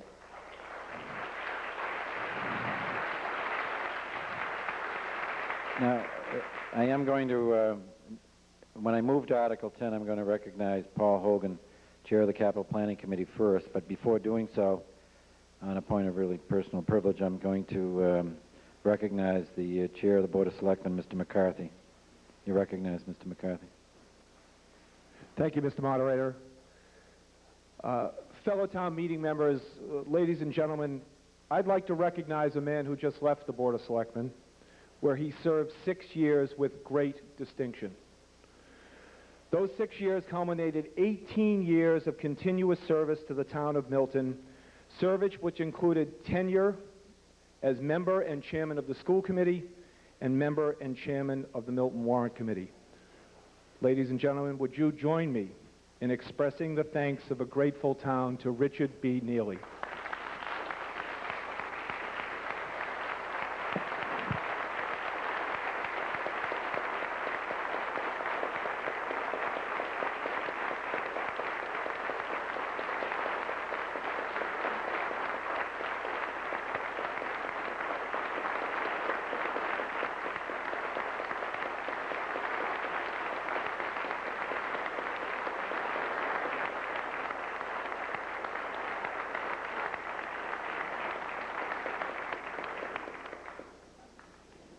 Paul Hogan, Chair of the Capital Planning Committee, is recognized under Article 10. Mr. Moderator, Yes, ma'am? would it be possible to speak to the general warrant itself for one more matter before we get to Article 10? It would be unusual. I mean, I don't... Well, maybe I should pose the question and then perhaps... I mean, We've talked about the overall costs that are basically outlined in this, but we haven't talked about what the average impact is to each household. Is it possible to get the tax implications of this warrant if we were to vote it through? well, that's a good general question, and I think it in the warrant committee's recommendation that they actually specify what that is. Is that correct, Mr. Page 9? Right. It seems to me that the entire warrant has a number of different parts. It has different articles that assess different amounts in this contingent amount. Right. So I guess what I'm asking for, as I read through the warrant, I didn't understand where the school building project impacted any of what we're talking about. And granted, we're not asking for additional spending, but certainly there is an allocation for years to come as to how much money will be put to the taxpayers. So Right. can we get a compilation of what we're talking about? I think they would be, in the interest of process, these are good questions, but I think if that relates to the schools, you should raise it under the schools. What I will try to get, if I understand where you're going, and I may not, and you can correct me if I'm wrong, is I think it might be helpful if we knew what the formula is. You know, X dollars of override equals X dollars per average household. Would that help? That would certainly be helpful. I guess, as I see this, if I could just lay it out, it seems that there's a regular amount that would increase by the non-contingent Right. appropriation. That's what Then I there would be a further appropriation if the operating override. That would be, I think, what's quoted 258, if I'm correct. Then there's a capital override, which would impact an additional amount. Right. But in all of this equation, we haven't mentioned what the impact for the school building project, even though it's not in this warrant, it still is out there. And I guess I'd like to know what that total amount would be for probably the next 5 years. I think that would be something to consider before we go forward with these. Boy, I really don't understand your question. Okay. You're saying the school building... The school building project has schedules in terms of how it impacts the taxpayers. Right. And I'm not sure what that schedule is anymore. And I guess I'd like to hear what that is and coordinate it with what we're proposing to vote on for this particular warrant. Oh, yeah, by the way, somebody's pointed out that even though I know who you are, you've got to give your name and precinct. I'm sorry, Mary Kelly, Precinct 8. Okay? Sorry, that was my fault for not having you identify yourself. Say again, you believe that over the coming years... Yes. ...that there's some projected amount of expenditure on the bonds, you mean? Exactly. I don't know what the schedule is. All those forms that was passed out last, you didn't save them? Well, Mary. you know, I have about 15 versions of them, and I'm not sure which one we're working off right now. So it would be helpful to get that definitive version back here for you. Exactly. Right. And then to I'll try to coordinate it. accomplish that. Okay. Thank you. Okay? All right. Now, hopefully, Paul Hogan can address Article 10. Mr. Hogan, you're recognized. Thank you very much. Thank you, Mr. Moderator. My name is Paul Hogan, Town Meeting Member for Precinct 3. I am temporarily acting as Chairman of the Capital Improvement Committee because the Town Accountant, Mr. Spellman, went off to Newton. And typically, this is a bylaw committee. You may be familiar with it, and it's usually chaired by the Town Accountant. On page 17 of the warrant, you see a brief summary of the allocations that the committee has proposed, and it references a report which is found in the back. You may have read the report in the back of the warrant. And I'd like you to turn to page 94 for 1 second. I'd like to introduce all the members of the committee, my co-conspirators here in this proposal. We have, representing the Board of Selectmen, Charles McCarthy. We have from the school committee, Chris Huban. Greg Buchanan is a citizen member. I was a citizen member. Bernie Lynch from the planning board. Lee Carey from the warrant committee. And also Phil Murphy attended our meetings. He did not vote, but he was a member. I have not been familiar with Milton politics, but it was a pleasure to serve with all these people and to learn. And I feel somewhat humble being up here with the mic. I think any one of these other members should be up here. Nevertheless, here I am. This is not my first opportunity to work with a capital improvement plan. For 2 terms, I served as the chief political head of the town of Watertown. And I was reminded of that when I came through the signs outside tonight, and I recognized the head of the Watertown Fire Union standing outside. And we commented for a few seconds about what a difference it is. When I was in the government there, we bought 2 ladder trucks, 2 pumper trucks, a new ambulance, a new Bronco. We put $3.5 million into the fire stations. We had a strong commercial base. We did that all off the levy. There was never an override over there when I was there. I was elected at the town meeting last year, and I was somewhat intimidated by the amount of people and also by the difficulty with the budget. And to be quite frank, last year the committee had strong feelings about coming forward with a request for the department heads, but certainly with the problems that we have with the school department and the school buildings, we decided to wait a year. But we feel as though we can't wait any longer. And we just heard Mr. Pavlicek talk about difficulties of the operating budget. And we take that into account when we put together our capital budget. But we, as a committee, are supposed to be the advocates for the capital needs of all the department heads.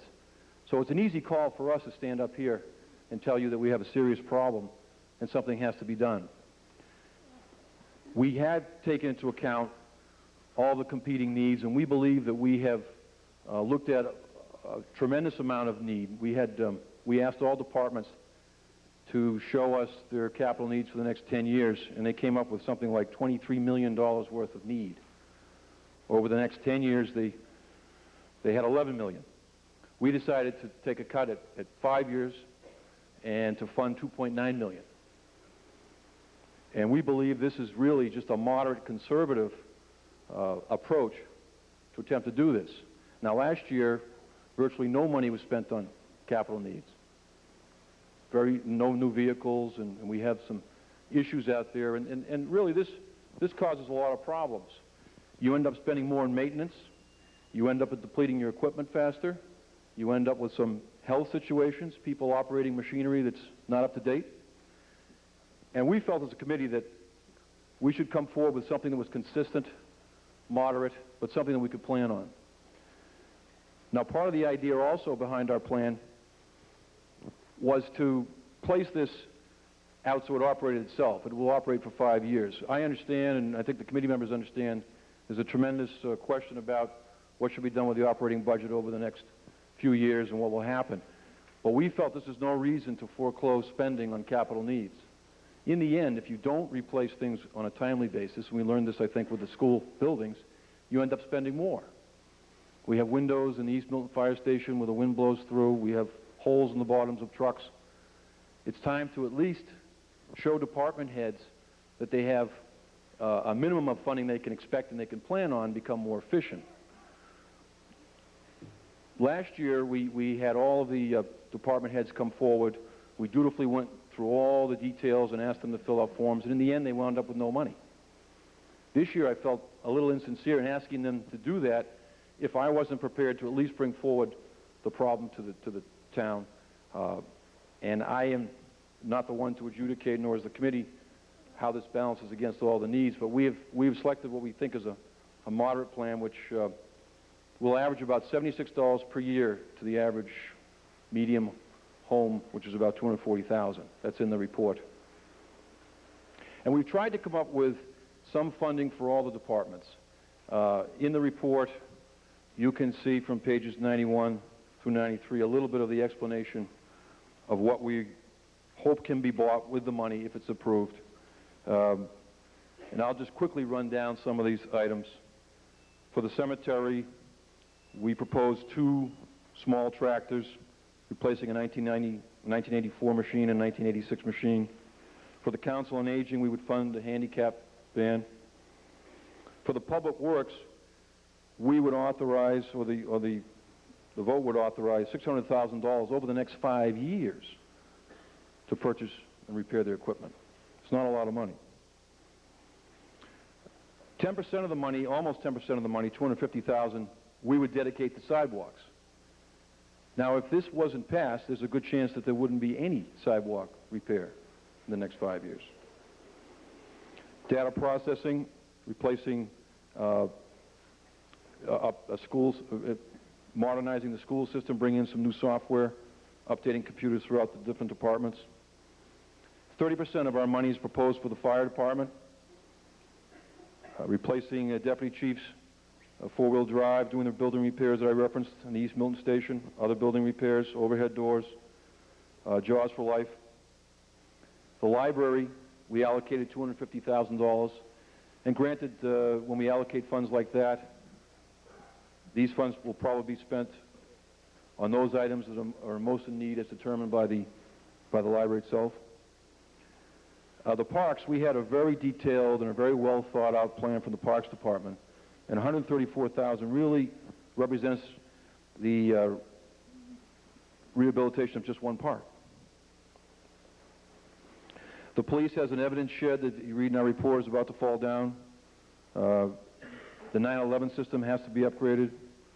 New radios have to be purchased.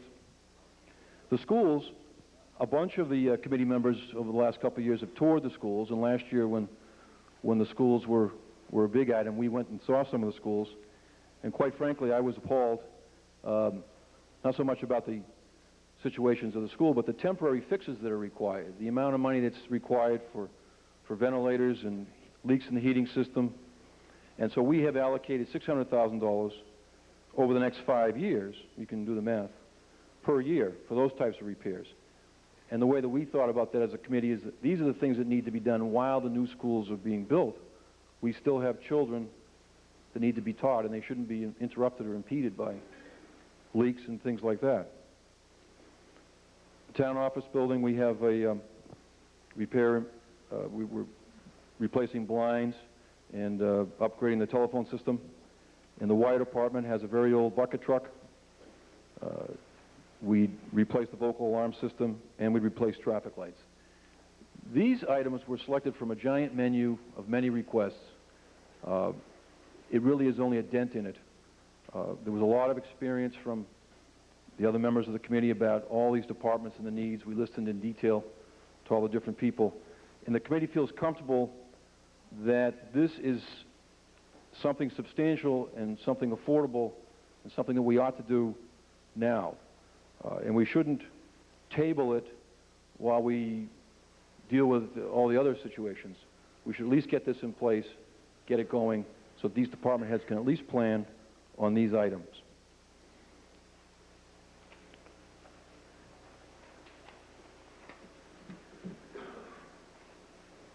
I'm available for questions. The other members of the committee are welcome to provide answers if I'm unable to do so on this particular proposal.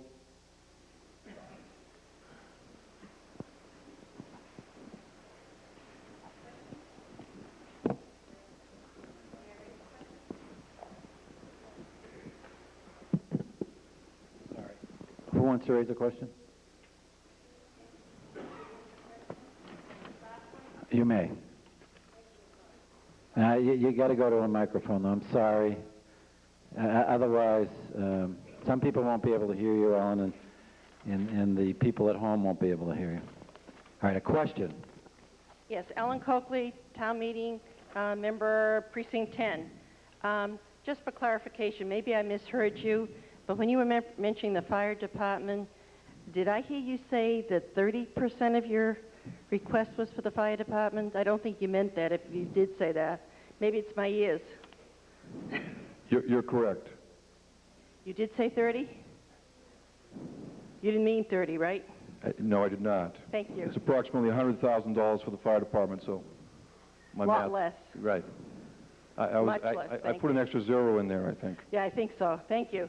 Okay. Good point. All right. Any other questions for Mr. Hogan? I haven't. Yes, ma'am, you're recognized. Hi, Martha Kemp, Precinct 7. Pardon me? I'm just identifying myself. Martha Kemp, Precinct 7. Oh, okay, Martha, yes. Thank you. I'm not sure on the total under data processing. It says under the warrant committee recommendation column, $575,000. Should that be $375,000? Where are you reading from? The table on page 98. There's two items on the preceding page, $150,000 for technology system improvements and $225,000 for new school town integrated accounting software, and I think that should be the total, and I think it's only $375,000, not $575,000. All right, wait a minute. I get as far as page 98. Which line item are you talking about? 97, okay. The total... Under data processing? Yes. And your specific question Is the total amount correct? If you add up the other two that are being recommended by the warrant committee, I think it comes to $375,000, not $575,000. I think that's correct. Thank you. Well, the article I noticed says $425,000, so now I'm thoroughly confused. Do you have an answer to this, Mr. Pavlicek? Does Mr. Hogan? Mr. Pavlicek. Somebody save us.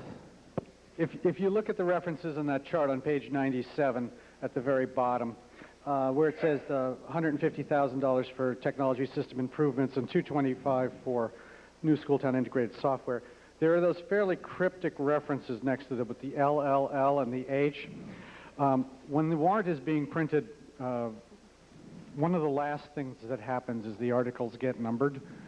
They get put in by alphabetical number when they're created, A's and B's, and we get the double letters and the triple letters and the quadruple letters.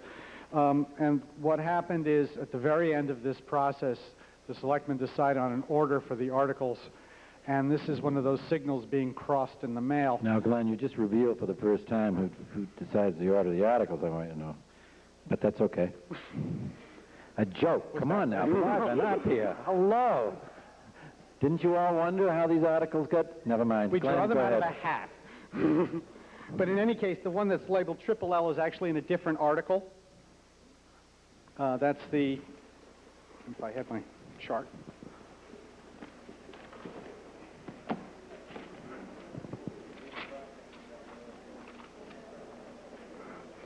Triple L is 27, is the capital appropriation for the RCN article. I think it's 27. 26. That $150,000 that's referenced at the bottom of page 97 is not in the capital override, but is in Article 26. That's why they don't seem to add up. Okay. Does that answer the question? Okay. How do you...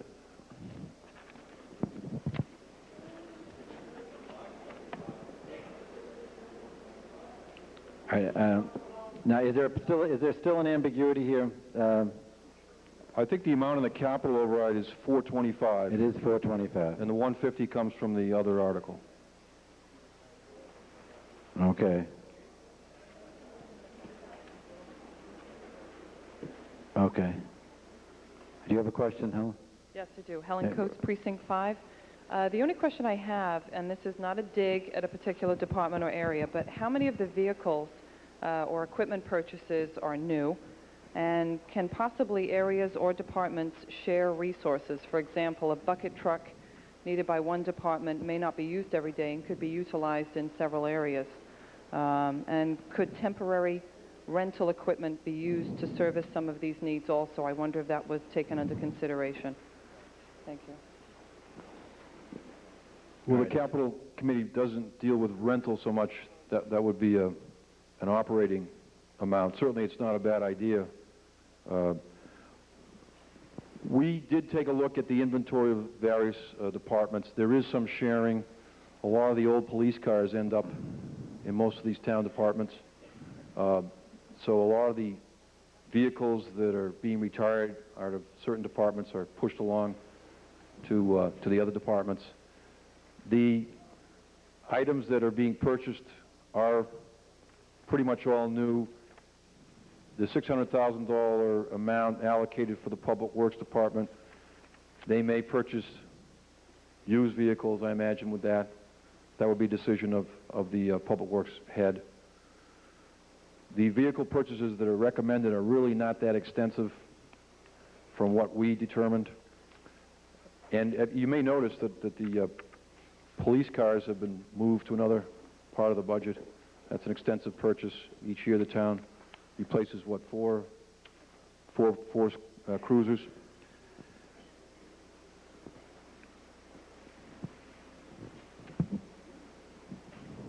Okay, thank you, Mr. Hogan. Did you have a question for Mr. Hogan? Yes, I do, Mr. All right, stay there, Mr. Hogan, if you will. Yes. Greg Casey, Precinct 8. I'm still confused on the data processing. I can certainly see the need for a new accounting software here, but we're voting for $425,000. Is that correct? But on the budget, it's $575. Is that an impact there, or I'm just trying to figure out? I'm going to defer to Mr. McCarthy. And what your specific question, Mr. Casey, is? My specific question is, in the budget it shows $575,000 on page 98, but under capital needs we're showing $425,000. Why Right. is the $150,000, being moved around here? Why is it $150,000 less? Is that your question? Why isn't everything in the same category? Okay, we got Article 26 and we got Article, I'm sorry, lost my place as to what article we're voting on right now. The 10. Okay, but in the back, everything comes under data processing at $575,000.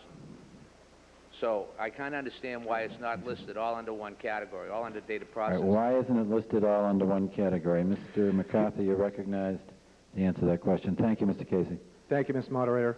On page 98, under the column amount, there's actually a typo.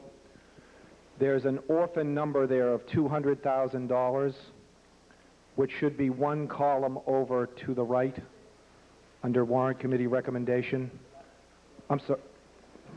No, to the left. To the right, rather. I'm on page 98. This is the continuation of the data processing budget. The total data processing committee, see the bold number 662,900 just above that. That 200,000 should be one column to the right, and it should be in bold type. That $200,000 plus the $150,000 and the $225,000 on the previous page, page 97, add up to a subtotal of $575 for data processing. That's a typographical error. Good.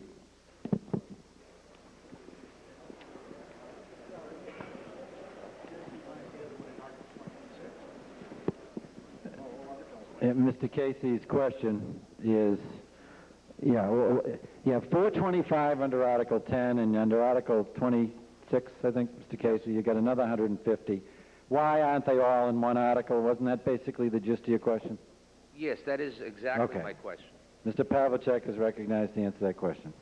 They are coming from different funding sources. The money in the material in Article 26 or whatever it is, the $150,000, is $150,000 that is being received from RCN cable system in three $50,000 grants over 3 years as part of the contract signed with the town to provide a second cable service. As such, it's not being bonded through the capital override process, but is being funded separately. That's why it's in a different article. There may be some short-term bonding on that to start the process, but it will be paid back in 3 installments by RCN, so there's no need to bond it out over the period of time of a capital expenditure. So it's a different kind of an animal. It's in a different article. Thank you. Okay, now to see if everybody... All right, thank you very much, Mr. Hogan. All right, before I read the article, just to show you how information technology works, the contingent plan for the moderator tonight through Mr. Dunphy, who has a beeper, worked. So information got to me. Yeah, within the last half an hour. Go ahead. Yes, you may, Mr. Dunphy. Our moderator just became a grandfather of twin girls.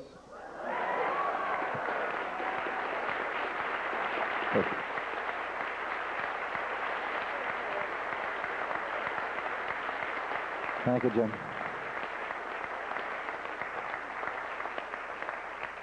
It's my son Christopher and his wife Agata, and it's Nicole and Julia. Thank you all very much.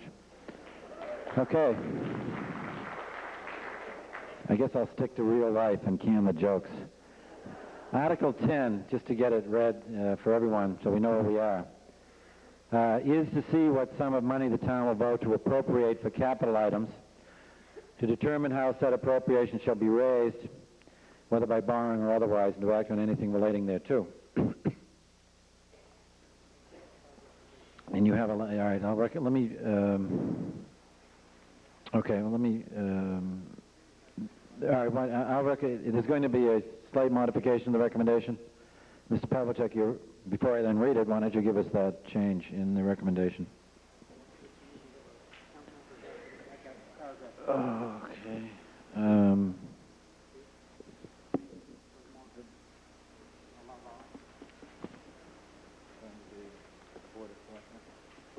The Board of Selectmen is hereby authorized. That's two copies. It's from John. Yeah, no. That's me at 5 o'clock. Oh, okay. All right. Thank you, Mr. Pavlicek. All right, the recommendation of the Warrant Committee, which will include the further addition. It's recommended that the town appropriate the sum of $2,950,516 to fund capital equipment and projects listed below, and they are by department: cemetery 24,700 for one item, 24,700 for the utility tractor, council on aging 30,000, public works 550,000, Pine Tree Brook improvements 50,000, sidewalks 250,000, data processing 425,000, fire as listed 36,149, 30,056, 22,911, 12,500. The library for building repairs 250,000, parks 134,000, police 3 items 20,000, 150,000, 30,000, schools 600,000, town office building 100,000, wire department 130,000, and 25,500 and 55 for a total of $2,950,516. And that to meet said appropriation, the treasurer, with the approval of the Board of Selectmen, is authorized to sell and issue bonds or notes of the town aggregating not more than $2,950,516 in principal amount pursuant to the provisions of Chapter 44, Sections 7 and 8 of the Massachusetts General Laws as amended, or any other applicable law. Said appropriation is contingent upon passage by the voters of Milton of a referendum question under Chapter 59, Section 21C(k) of the Massachusetts General Laws, or any other applicable authority which exempts from the provisions of Proposition 2.5, so-called, the amount required to pay for the bond or bonds issued for the purposes of this article. The additional language, which is not in the warrant, is the Board of Selectmen is hereby authorized to apply for grants, gifts, or donations for the purposes of this article from federal, state, or private sources, to accept such grants, gifts, or donations on behalf of the town, and to expend the proceeds of such grants, gifts, or donations for the purposes of this article. Mr. Flynn, can you get a copy of that to the clerk also at some point? Okay, that's the amendment. Okay, now I know. All right, basically what's happening here, as you can see, is all these capital items are going to go out on a debt exclusion override. And that's what you're voting for. And does anyone else wish to further speak to Article 10? Mary? Mary Kelly, Precinct 8. Again, I have a question on the cost. On page 91 of the warrant, I think the warrant committee details that the cost of this will be $76 per year for a home with a median value of $240,000. I thought in the beginning the warrant committee referenced the median value as $266,900.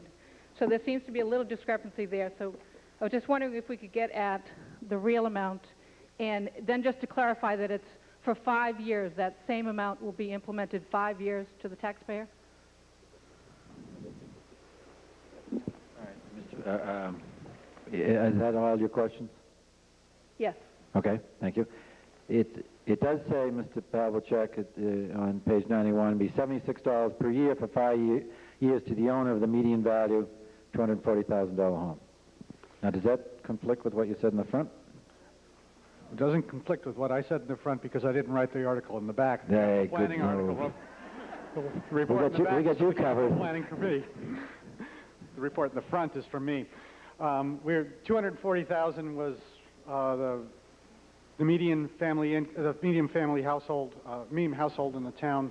Last year, I think 260,000 is the median household in the town. This year, we were just using different figures. They're all medians, I think. It says average in the front. Yeah, I think we're going to need that. No, this one's the average. Is 266,900, does anybody know the average assessed value or the mean assessed? That's the mean, Mr. Lovely says. Okay. That means half are above and half are below. Is that correct? No. That's the median. Is the mean the average? The mean is the average then. Okay. It's not the median, it's the mean. Is the mean the average? Yes. Okay. Okay. Yeah, the numbers in the front are drawn from a letter to me from the Board of Assessors through the town accountant. So it said average there. I said average in the warrant. Okay. Which is the mean, not the median. Okay. All right. Now, the pending question, though, is can anybody figure out how much it would cost then using the 266,900? That math doable quickly? Take advantage of your mathematician background.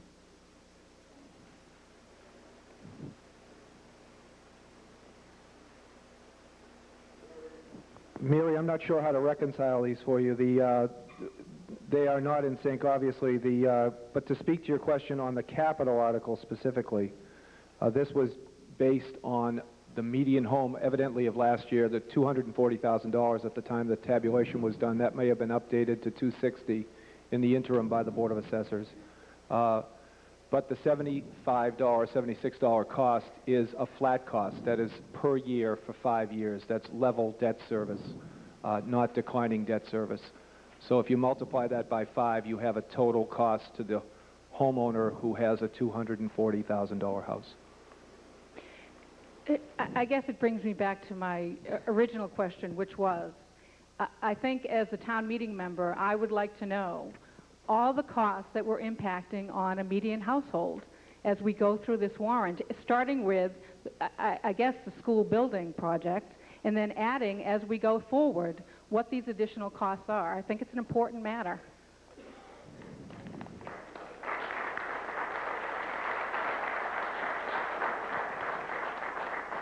I can only deal with specific questions, though, not just a carte blanche. What do you want, stop everything and go back and spend 2 weeks and compute everything? No. Ask a specific question. I'll try to get you a specific Okay, the answer. specific question then with regard to this article is what is the impact on the median household? So that we have a basis to say, as we go forward, we're adding this much to your cost, taxpayers. All right, that's a very fair question. I agree. All right, now, that means instead of the $240,000 figure, you want what the average, what the effect is going to be on the 266,900 assessed value figure. Is that correct? If that's the figure we're using going forward, if that's the assumption that whatever the household impact will be, we're basing it on the 266,000, then let's go forward in all the articles acknowledging what that impact Yeah, I is. suggest we pick one and be consistent. Okay, sure. All right, so the question is, can anyone figure out what this Article 10 will cost on the average household assessed at 266,900? Now, if that can't be done immediately, that's okay. Mr. Moderator, the town accountant is calculating that now. So Okay.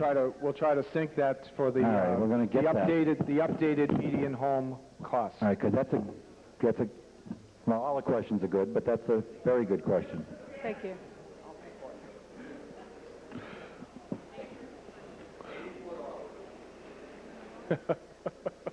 If you're sitting in back and are not a town meeting member, you're not allowed to shut out. And that police officer right there will remove you. Okay? And then you should be sitting down here, and that's part of the rules. So I ask that you come down and sit down here.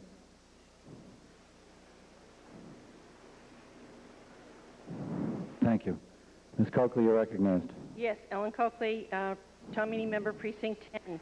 I have two items. One is, I believe, just a clarification.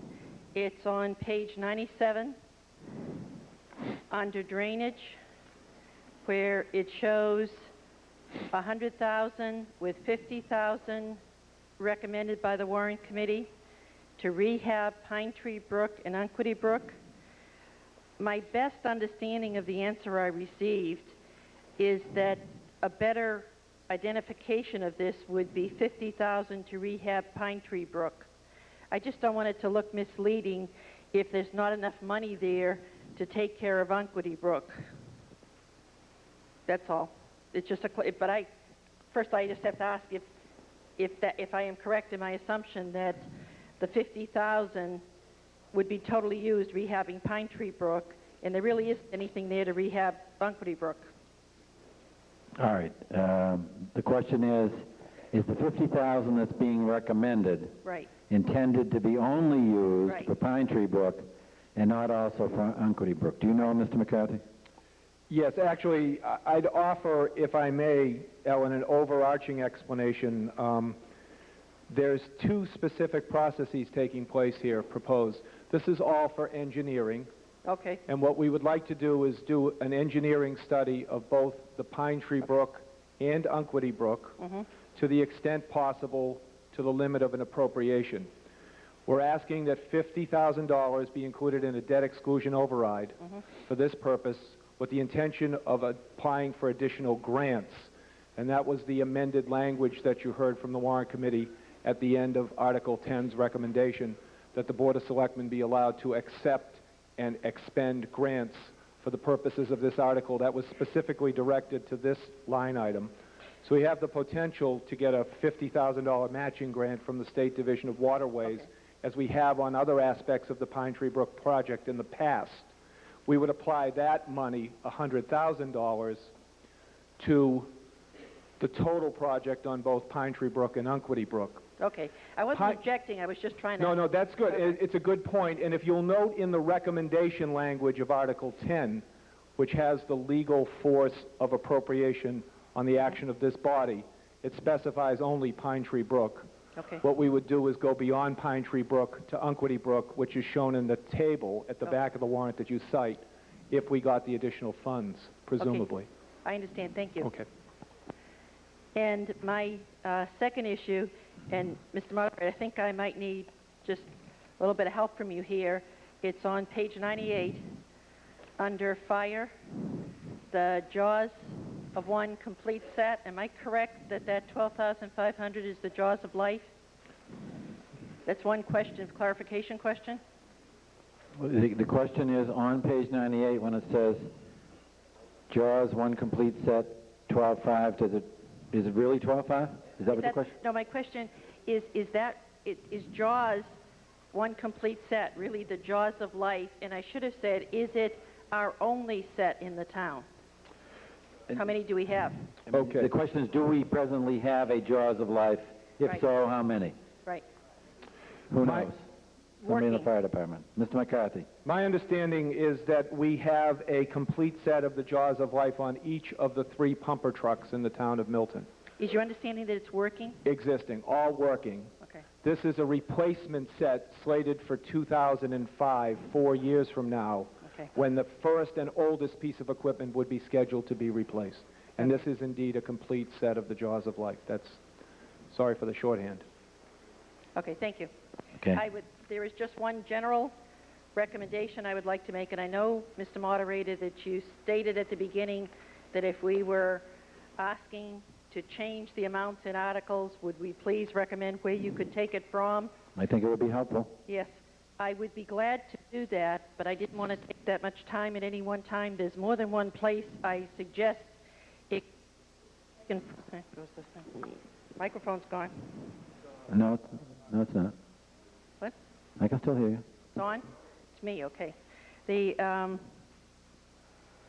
What I was recommending is that the 2002 work required by the fire department and be included in the regular budget and not have to be part of the override capital budget.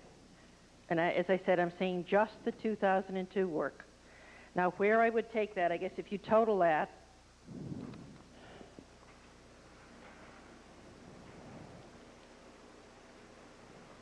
it's 66,000. Am I correct? I don't know. Well, I see two 2002s on page 98. Replacing a car, the deputy fire chief's car, and the building repairs of the windows in 2002. All right, hang on. That's a total of $66,205. Right. And I'm only addressing this in this order because this article comes first in the warrant, Mr. Moderator. That's okay. I mean, Okay, you because- have to be in some order. I know. You've now learned how they get in these order now. Yeah, I know, right. You know, I wasn't That's okay. entirely sure myself. That's okay. I thought they drew them out of a hat. So don't worry about it. You That's got to okay. do what you got to do when they Okay. come up. All right. So So what I was going to do is, if they were in a different, when we get to the more basic budget issues, I was going to address that issue relative to the fire department and the police and where we could take it from, and at the same time address where we could take this from. Now, I don't know if you want me to do all that no, I here. want you. The only way I think I can do it, Okay. and I'm more than willing to listen if you don't think this is sensible. I think we have to deal with Article 10. Okay. If you wish to take something out of Article 10, okay, that would be, and put it someplace else. Right. But see, I don't want to take it out of Article 10 unless it goes in someplace else first. I know that's do going that? to be a problem, but it's not a problem we can't deal with. I mean, you can make it. You're going to have to make a motion here. Okay, well, And it's going to be something like, and it's also going to have to be in writing, which is one of our rules, Okay. because this is pretty substantive. You know, to delete from Article 10 the sums of blank and blank, and that they be placed for subsequent consideration under Article, what is it, 24, 26? Fire, Now, so what you'd be doing is taking them out of a contingent debt exclusion override article, and you'd be sticking them in the regular budget for the fire department. right. Now, Okay? and then You could can I- do that. You can do that. but then I could wait until that article comes up. But the problem I'm having is when that article comes up that I'm proposing to stick it into, I would then have to tell you to help the process where some alternative places that I would recommend it could be taken from, and they may or may not be in the same article as that is in. So I'm trying to figure out the process to do this. I don't understand the... When I go to the fire department, and let's say I made a motion to take this out and put it in the other, I would also make the motion at the same time that if it is not voted in the other, to put it back here in the open. Oh, wait a minute. Say that again. I'm not following that. If I were to make a motion to put the fire department's $2002 into the basic budget article, I would also be making an additional motion that if it didn't pass in that article, that it be returned to this override. All right, now that gets a little I complicated. appreciate that. Because Now, by then an hour will have gone and you'll need two-thirds to get a reconsideration. and so that's why I said I might need a little help from you here. All right. And even when you get to this other article that you say put it back into, okay, that would be when the fire department's budget comes up. Now, let's say the fire department's budget came up next. It doesn't, but let's say it does. And then I might be recommending to you, suggesting places, alternative places that you could increase the fire department budget, getting it out of the contingent area and getting it, the bottom line of my recommendation is going to be, or motion is going to be, to put the 2002 capital outlay for the fire department as well as the contingent 2.5 override back into the basic budget for the fire department. All right, And I'm going to all right. recommend alternative places to take it out of. Okay. I just don't know what process to do that. All right, well, while you're talking, I've been thinking. That's good. Okay. Helps. All right, hang on one second. And before I offer my solution, the chairman of the Board of Selectmen had some observations over the dilemma that you raised. Mr. McCarthy, and you please stay at the microphone because we may need more clarification. Mr. McCarthy, in the meantime, is recognized. Thank you, Mr. Moderator. As a suggestion, what I'd say is that we leave it right here and vote it. This is a very distinct article in that this proposes to be a debt exclusion override, which, if voted by this town meeting, then goes to the Board of Selectmen for A, a decision of whether or not to even place it on the ballot, and B, if so, what language and what amount to be requested. My suggestion is, and I haven't conferred with my colleagues, but we can hear from them, is that we leave it here, vote it, and if it is successful later in the place where you wish to amend, we can simply disallow, not include that portion of this question in an override question that would go on the ballot. That sounds great if it's all right with the No, moderator. it is all right with me. Mr. Flynn? John? Can we do that? I think we can, but we can. Okay. Okay, so All right, that makes it nothing simple tonight, but that makes it somewhat simpler. Okay, so If in fact it gets voted to go out on a debt exclusion override, and when we come to the fire article, the town meeting wants to add this to their regular budget, what will happen is the Board of Selectmen, when they go out on this, will simply deduct it from the amount they go out, and that'll save amending this one, going back to that one, and if that one doesn't work, going back and adding it. Okay? Sounds great to me. Sounds good to me. Thank you, Mr. McCarthy. Thank you very much. Mr. Moderator, point of information, if I may. Yes. I have an answer to Mary Kelly, town meeting member from Precinct 8's question on the cost to the median home. Right. Mr. Moderator, if we recalculated the cost of the median home to reflect the updated information of $266,000, the $76 figure per year would go to $81 per year. A total cost to that median homeowner, now the actual median homeowner, $266,000 home, would be $405 over 5 years level Okay, so it's $81 per year for 5 years. That's correct. Is what the cost of this would be. And that is as good an estimate as we can give on the floor. Okay. Now, if there are going to be further estimates, it would be helpful for everybody, including the town accountant. Let's follow town meeting member Mary Kelly's suggestion and use the 266 for any additional calculations. Mr. Morash, you're recognized. Mr. Moderator, Steve Morash, Precinct 2, and I also rise in support of Mary Kelly. It's great if you have the medium-priced home in town. Most of us don't. So, if possible, to agree with the estimates on the warrant on page 9, so homeowners can figure this out for themselves. If we could have that figure in a per $1,000 valuation, then everyone can figure out what exactly their bill may or may not be. All right, I had suggested that earlier, and it would be really helpful if we knew what Mr. Morash is asking, which is what the per $1,000 assessment would be. Well, I guess you just divide by 266. Well, actually... Glenn, the mathematician. Did I get that right? I, on the other hand, turn to the town accountant. Forgive me, that information was provided to me, and I didn't read it. It's $15.45 per thousand. $15.40. $15.40. No. Oh, I'm sorry.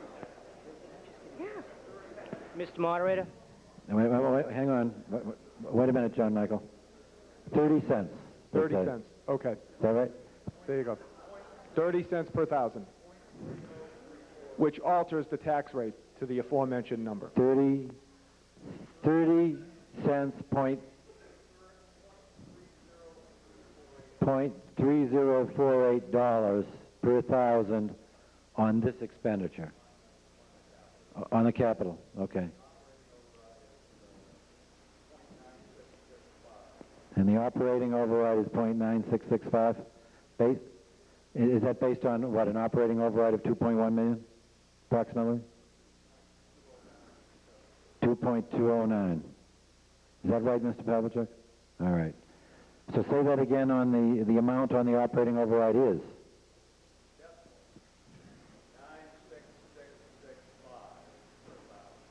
96665 per thousand on the 2.209 operating override. And on this capital override, again, it's 0.3034 per thousand. Thank you. Is that verified by the Warrant Committee? Is that right? Yes. Verified by... All right, John Michael Shields is recognized. Thank you, Mr. Moderator. John Shields, town meeting member from Precinct 2. I called the assessor's office this afternoon, Mr. Moderator. On the average household of $266,900, presently they're paying about $4,100 in taxes. If these overrides were to go through, including the capital needs override, it would be about a little bit more than 11.5% increase on that $4,100 tax bill. That's if both go through? That's if everything goes through, including the normal 2.5 increase. So with both... That includes the normal 2.5? Yes. Okay. So with both overrides, it would go up approximately $477, or about 11.57%. All right, so it's on that mean average house, it's 477? All right, very helpful. Thank you, Mr. Shields. Yes, ma'am, you're recognized. Hi, April Hoover, town meeting member, Precinct 2. I just have a question. Items that are replaced that have monetary value, how are those items gotten rid of or sold, private sale, auction, etc., donations, and how are the proceeds dispersed, if any? What happens to the equipment that is replaced? Good question. What happens to the equipment that's replaced? Mr. McCarthy. My answer to your question is yes. It's all of the above. In some instances, they're traded in for new equipment. In some instances, they're sold for cash, which then goes back to the general fund. And in some rare cases, they are donated to other causes, perhaps even another department, in the case of the police cars that was cited earlier, for example. Okay, thank you. Thank you. Mr. Mullen. Peter Mullen, Precinct 3. Mr. Moderator, I rise to urge a no vote on this article. Not because I have any question about the capital needs of the town or the work that's been done by the committee, but I think we're kidding ourselves if we think we can pass this contingent on an override, an operating override, and a built-in 2.5% increase in the tax bill in this town. I think if we pass this article and these capital needs, we jeopardize an operating override. I want all the members to understand the way this warrant has been drafted. We're appropriating money within the 2.5 levy limit, and then we're appropriating additional funds contingent on an operating override. Right. If that operating override question does not pass, all we will have is the budget that has been passed by this town meeting. And I believe if there's any way that we're going to pass an operating override for the contingent operating budgets that are contained in this article, is to limit that override question to the smallest amount possible. And I'd remind the body that because this is a capital debt exclusion override and because it involves bonding, it requires a 2/3 vote of this body. And if 1/3 of this body does not want to pass this tonight, we won't have this on the ballot. That is correct. Yes. Ms. Musto. Hi, Roxanne Musto, Precinct 5, town meeting member. I have a question on the upgrade 911 system. I was recently on the telecommunications committee and researching through that committee.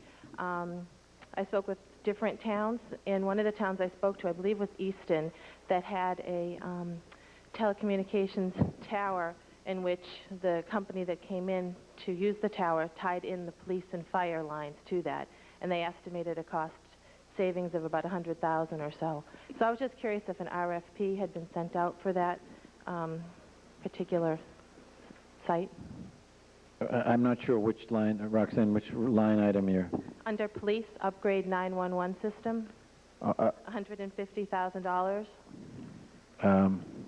Okay. And your specific question is?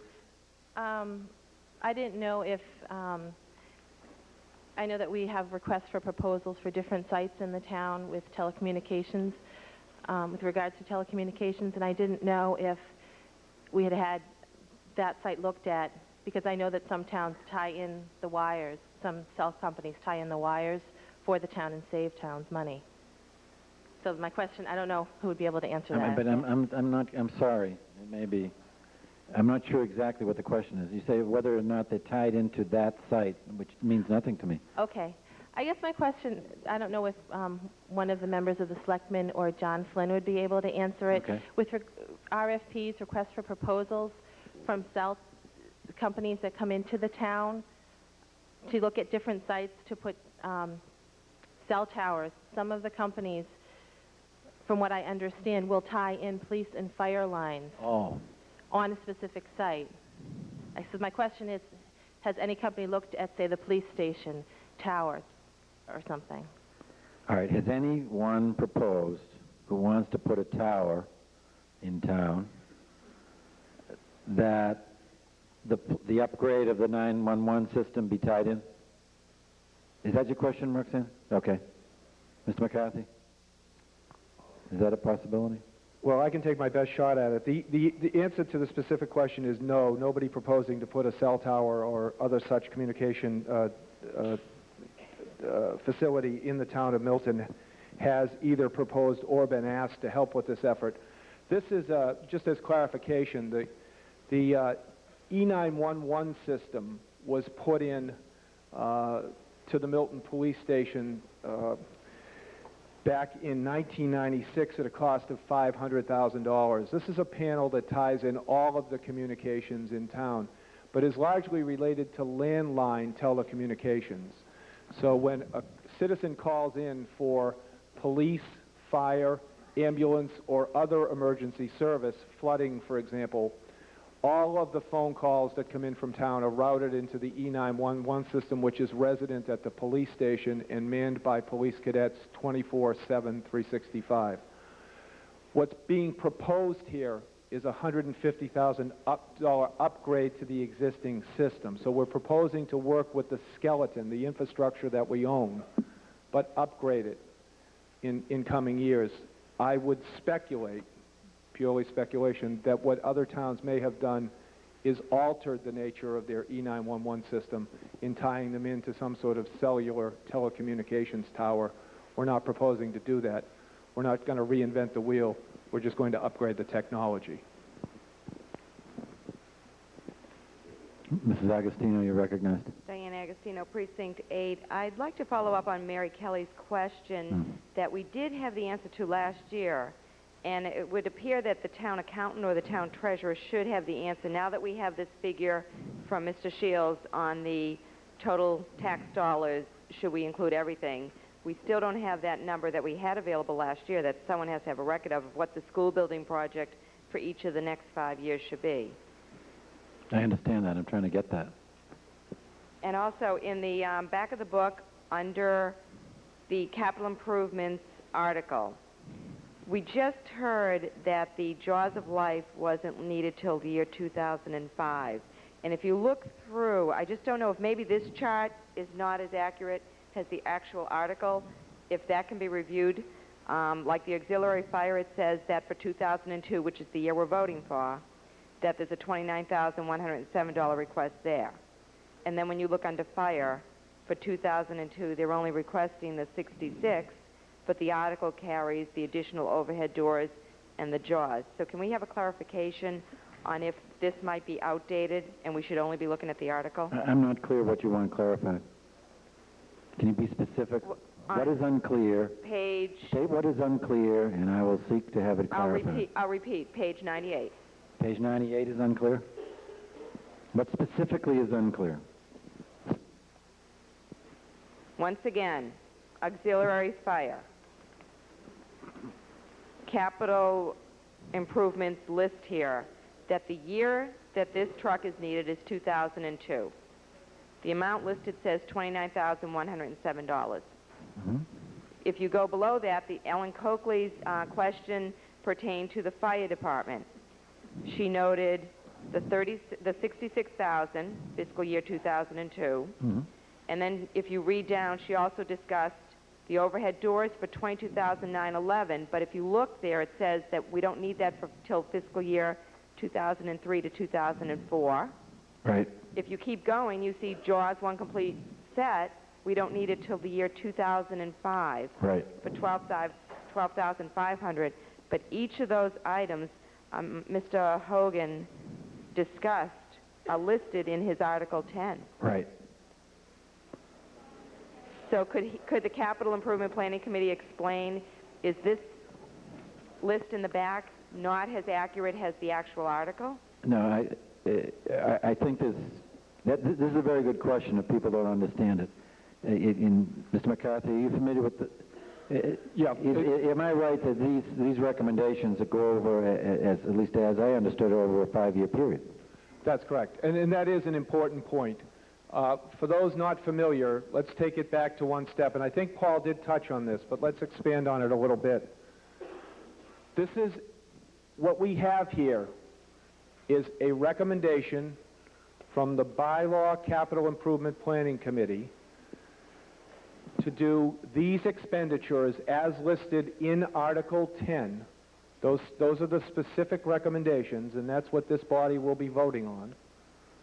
That list was culled from a 10-year capital program. That committee takes capital requests from departments and puts them out over 10 years. This is long-range planning. And I know that's surprising for Milton, but in this instance, it's long-range planning. What the Capital Committee wanted to do in this year, seeing very little appropriated for any infrastructure items last year, and understanding that going forward it may indeed be equally difficult to fit these items in, these important items that we think are the backbone of the ability of the town to deliver its services in the coming years as well. So what you're looking at is we took the first 5 years of the requests, and that's what's shown in the back. Those are the requests. And from those 5 years of requests, culled out specific recommendations which then appear in the article. So in the example that Mrs. Agostino cites, if you're looking at the auxiliary fire department, we had a request in the year 2002 to spend $29,107 on a car for the auxiliary fire department. That did not get the recommendation of the Capital Improvement Planning Committee, nor did it get the recommendation of the Warrant Committee, so it is absent from that column. We're just demonstrating that it was a request. We're showing you which items we picked out of the overall requests for recommendation. In that specific instance, and this goes back to the earlier town meeting member's question, what do you do with these things once you're done with them? One of the reasons that we did not vote to replace this 1992 truck is that if this debt exclusion override were to go on the ballot, and if it were approved, the fire department would give their existing deputy chief's car, which is slated to be replaced by the item in the next grouping down, replace number 8 deputy fire chief's 4-wheel drive. If we spent $36,149 to purchase that piece of equipment, the existing deputy chief's car would be given to the auxiliary fire department for their use. Therefore, we saw no need to recommend an additional $29,107 appropriation for that item. So what you're looking at, to answer the town meeting member's question, is everything in the column under Warrant Committee recommendation, which you'll see totals the same I'm sorry, the amount to be, the warrant committee recommendation appears in multiple articles, but the amount to be borrowed column on the far outside, the $2.9 million, ties back to the request for Article 10 and a debt exclusion override. So we're just trying to show you where we got these requests and which ones we picked out and which ones we're recommending. Thank you. I wanted to clarify that just because the request was listed, it may not have been recommended at this time. That's correct. But there's one additional point on page 18. Just so that everyone understands, it notes total fiscal year 2002 recommendation, but that will be over a 5-year period. The expenditures will take place over a 5-year period. The authorization, the appropriation, which is the legal action of this body, will take place in this fiscal year, and that's why it's all FY 2002. So we'll authorize the borrowing in this year, and I think Mr. Hogan touched on this as well, but to repeat it, the borrowing, this is a 5-year plan. The borrowing will all be authorized by this town meeting, and then if it is put on the ballot by the Board of Selectmen and approved by the voters, the treasurer will be authorized to borrow the amount shown, the $2.9 million. We don't want to expend it necessarily all in one year. Some of these are future year requests. We would not presumably borrow nor spend the money until the need arose in the 5-year plan, at which point they would be purchased, and this is scheduled to be paid out completely at the end of 5 years and done with. That's an additional point to make when we calculate the cost of $81 to the median homeowner. That is an extremely conservative number because, for example, it does not, because it cannot take into account the fact that the interest costs may indeed be lower, because presumably we would not borrow certain funds until they were required for spending on the items specified. This assumes the $81 for the $266,000 median home assumes borrowing the entire amount up front and paying debt service on it for a full 5 years. Hopefully that won't occur because it won't be necessary. So $81, while a good budget number, is probably inaccurate on the high side. Thank you, Mr. McCarthy. Mr. Moderator, I'm thankful that we've clarified that so that anyone who wishes to make amendments understands these funds are not all going to be available in this year. Thank you. Ms. Dunphy. Catherine Dunphy, Precinct 9. I would like to speak in favor of this article. If these items were not pulled out and treated separately in the capital budget, you would find them in each and every operating budget over the next 5 years. These are not items that are unimportant to the town. Clearly, we have a committee that has looked at far more requests than they are willing to recommend this year. I think if you look at the list, you will find items that you would strongly support. You would strongly support their purchase this year or the next year or sometime during the next 5 years. If some of these items should be purchased in the coming year, and if they were not in this article and proposed to go out to a debt exclusion, they would be part of a proposal probably for an operating override. These items are essential. I think if you look at things like the Council on Aging handicap lift-equipped van, if you look at the improvements that are needed for Pine Tree Brook, if you look at the need for sidewalks town-wide, which is a safety issue, if you look at the fire needs, the police needs, the needs for essential repairs to buildings such as the library, the police department, the schools, the town office building, if we don't make these expenditures, we have our very valuable assets that we as taxpayers and other taxpayers have paid for, and we would not be taking good care of them. And that's not good management, and it's not good planning.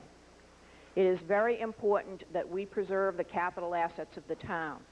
It is a basic principle of any homeowner that you don't let your house fall apart and you repair your car when needed and you replace it when it becomes unsafe. And therefore, I think that if we consider that these items should be in our budget, either separately in a capital budget or in the operating budget, and should have our support, then I hope you can support showing these items to the voters I think the voters have shown good sense when they have seen capital override requests. They understand that a debt exclusion is a temporary borrowing for specific items. In this case, the borrowing would only raise our taxes for 5 years. They know it's not a permanent increase in their taxes. And I will point out that in 1995, when there were 3 overrides, and one of them was for capital, it did extremely well. The voters understood the good planning, the good management that this article shows. Thank you.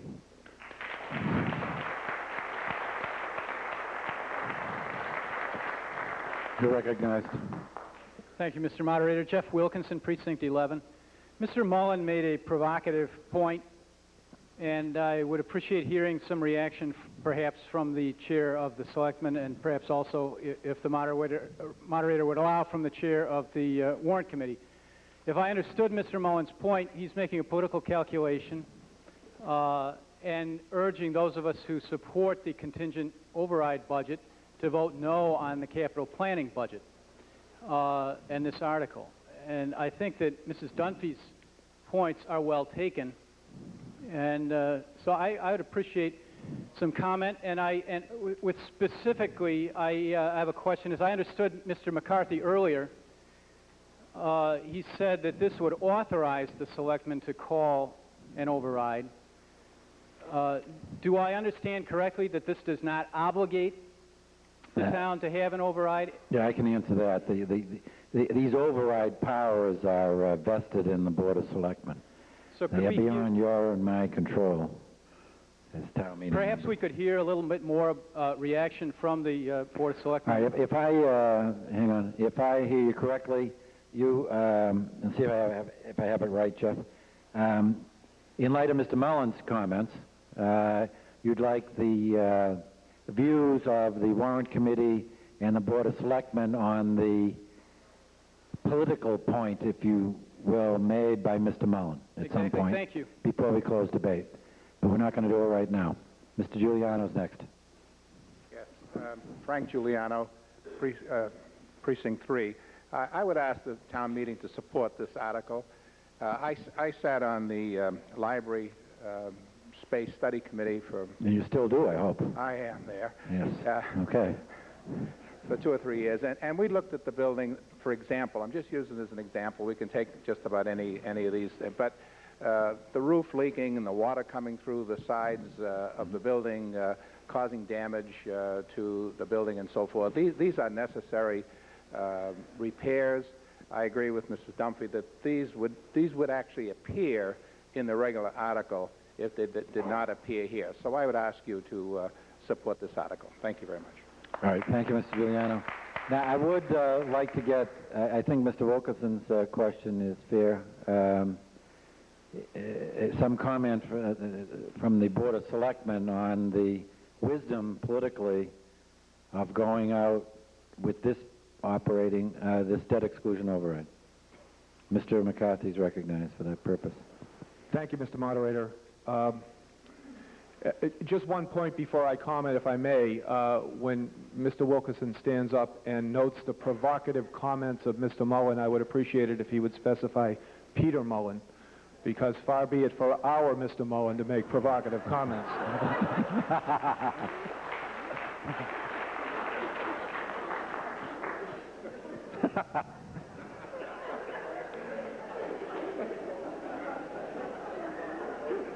I'm not going to make any definitive statement on this evening because I think I agree that this is indeed a political judgment, and as such, significant time remains to play out between the action of this town meeting, either disapproval, in which case it goes to bed, or in the event of approval, and the time an override would be scheduled. And I believe that the Board of Selectmen would like to take that time to avail themselves of the good judgment of people that we consult on such matters. We do look for consensus. We all talk to different people. We all get input. And I don't think any of us possesses perfect political judgment, but what we try to do is assess the political mood of the town before going forward. I do, however, feel safe to say that if we were to prioritize these items, that indeed, of course, the non-contingent or non-override operating budgets are the first priority, and they are the business of this town meeting, we would place the contingent operating override appropriation in second place, and third would be the capital issue, in roughly that order. It remains to be seen, after much discussion, and as I said, after significant consultation, whether the Board of Selectmen would indeed decide to put a capital override on the ballot. Okay. Now, I'm going to recognize the chairman of the Warrant Committee for two purposes. One is to answer Member Kelly's question, and secondly, if you care, you may venture into your political views of the wisdom of going out with the debt exclusion override when you are also recommending, and since you recommended both, then the answer may be evident, but a operating override. Mr. Pavlicek is recognized. Well, let me say that my political wisdom is not only not sharp, it's completely non-existent. The Warrant Committee looked at these not on a political issue, but really on a question of the financial health of the town. We are looking at going out shortly for $100 million in bonding for the school project. The town finance officers have been meeting monthly with our bond consultant. We've been meeting with Standard & Poor's. We've been meeting with a variety of different people to size up the financial shape of the town as a whole, because any alteration in the town's bond rating can have tremendous financial implications to the town. And one of the issues that we've wanted to deal with were the basic precepts of the town on showing a history of investment in capital, being careful with the operating dollars, and so forth. We're looking for the kind of trends that Standard & Poor's or Moody's or the rating service would look for, that we're trying to show the town in financial health across a variety of different means. One of them is your investment in capital. One of them is your cash reserves. One of them is, defining your cash flows and so forth. So we looked at it from a variety of perspectives. We can't reasonably expect people to buy bonds in Milton if we're not financing our operating expenses. We can't reasonably expect people to buy bonds in Milton if we're not taking care of the capital needs of the town as well. So we look at it from a sort of a holistic perspective of what the town is doing for itself. As for whether it's wise to do both of these politically, I don't even want to go there. I mean, the Warrant Committee really, and believe this if you care to and don't if you don't, the Warrant Committee really tries to stay out of the politics of this. I promise you, I don't want to run for anything. Good for you.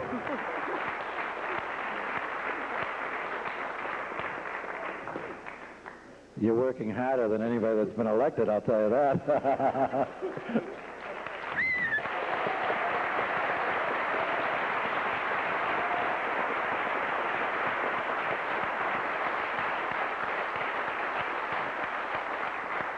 All right, now do you have the answer to Member Kelly's question? I haven't attempted an answer to Mary Kelly's question.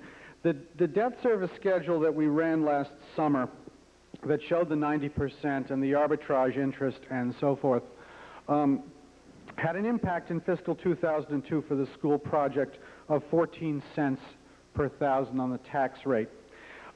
We know already that figure is on the high side because we had projected short-term bonding at 6% for the bond anticipation notes.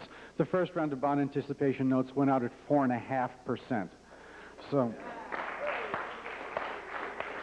we had also expected 6.5% investment earnings, none this year, $193,000 in investment earnings next year. Already on hand, there's $107,000 in investment earnings in the arbitrage account. So it's proceeding well. Next year was, the first year into it. So the impact of 14 cents, I think, is overstated. Going out, the impact was scheduled to get larger, $1.50 in 2003, $1.85 in 2004.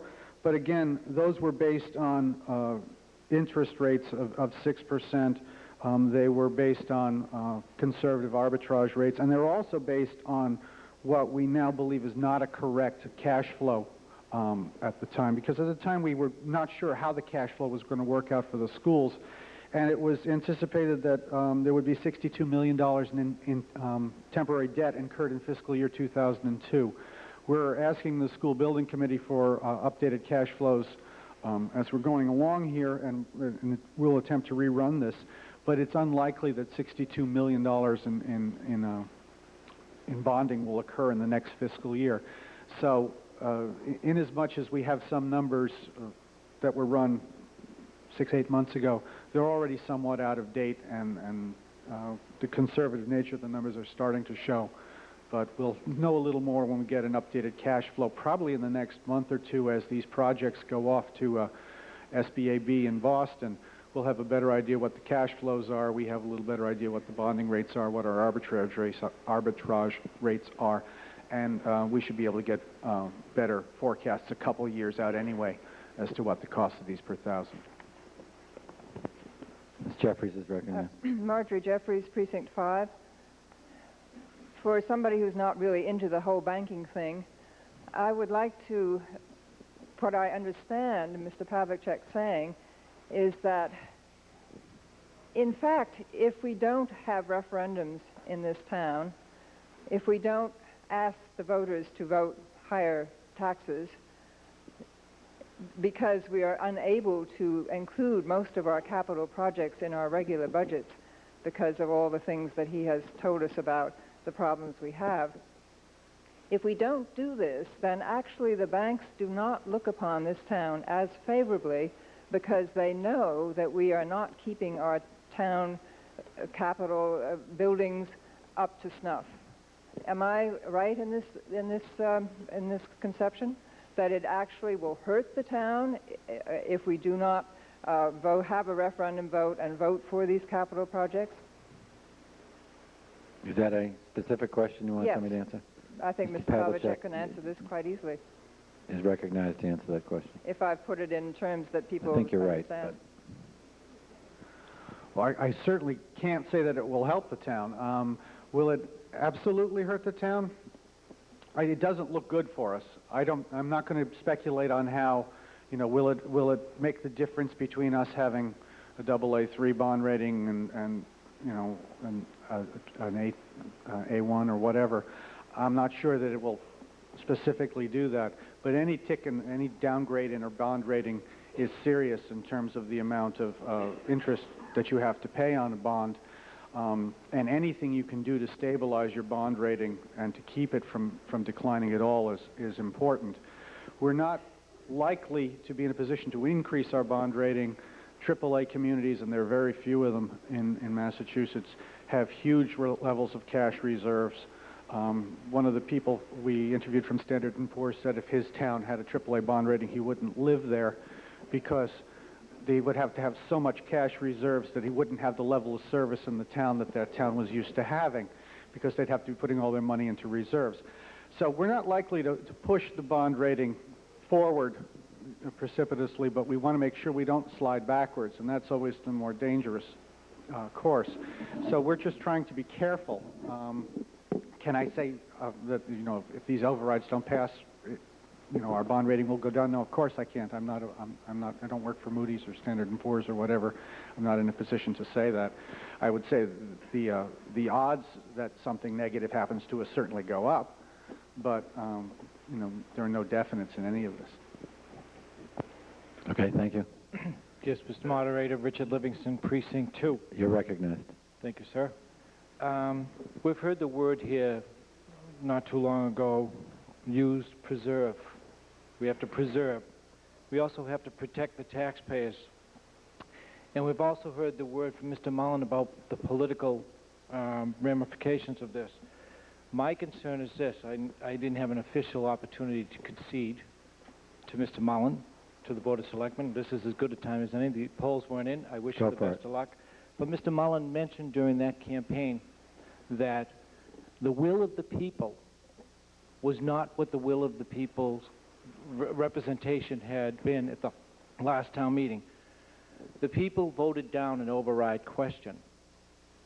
Now here, you're going to put the cart before the horse. You're asking for capital needs improvements to be voted on before we've even got into the meat and potatoes of the budget to operate this town. So I think by allowing a wish list on Article 10 to go through this board tonight is opening the floodgates that nobody's going to concern themselves about the rest of the budgets as we go forward. So I'll tell you what the political answer is. The will of the people, there's a lot of people out there that are very concerned. They live on fixed incomes, and their medium income house is going to go through the roof with taxes, and you're going to have gentrification. The people of this town are not interested in another override at this point in time until a complete comprehensive audit has been done of every department. All right, and we're going to move the question now. Okay? This requires a two-thirds vote. Okay? So all in favor of the recommendation of the Warrant Committee, say aye. Aye. Those opposed? No. I declare two-thirds. Okay, and I think we've probably gone long enough for tonight. So I will entertain a motion to adjourn until 7:30 tomorrow. I remind you that at 7 o'clock, back right as far as I'm concerned, but over there, I will be available to make some things clearer and answer your questions along with Mr. Pavlicek. We're adjourned for the night. Thank you. Hi, Bob.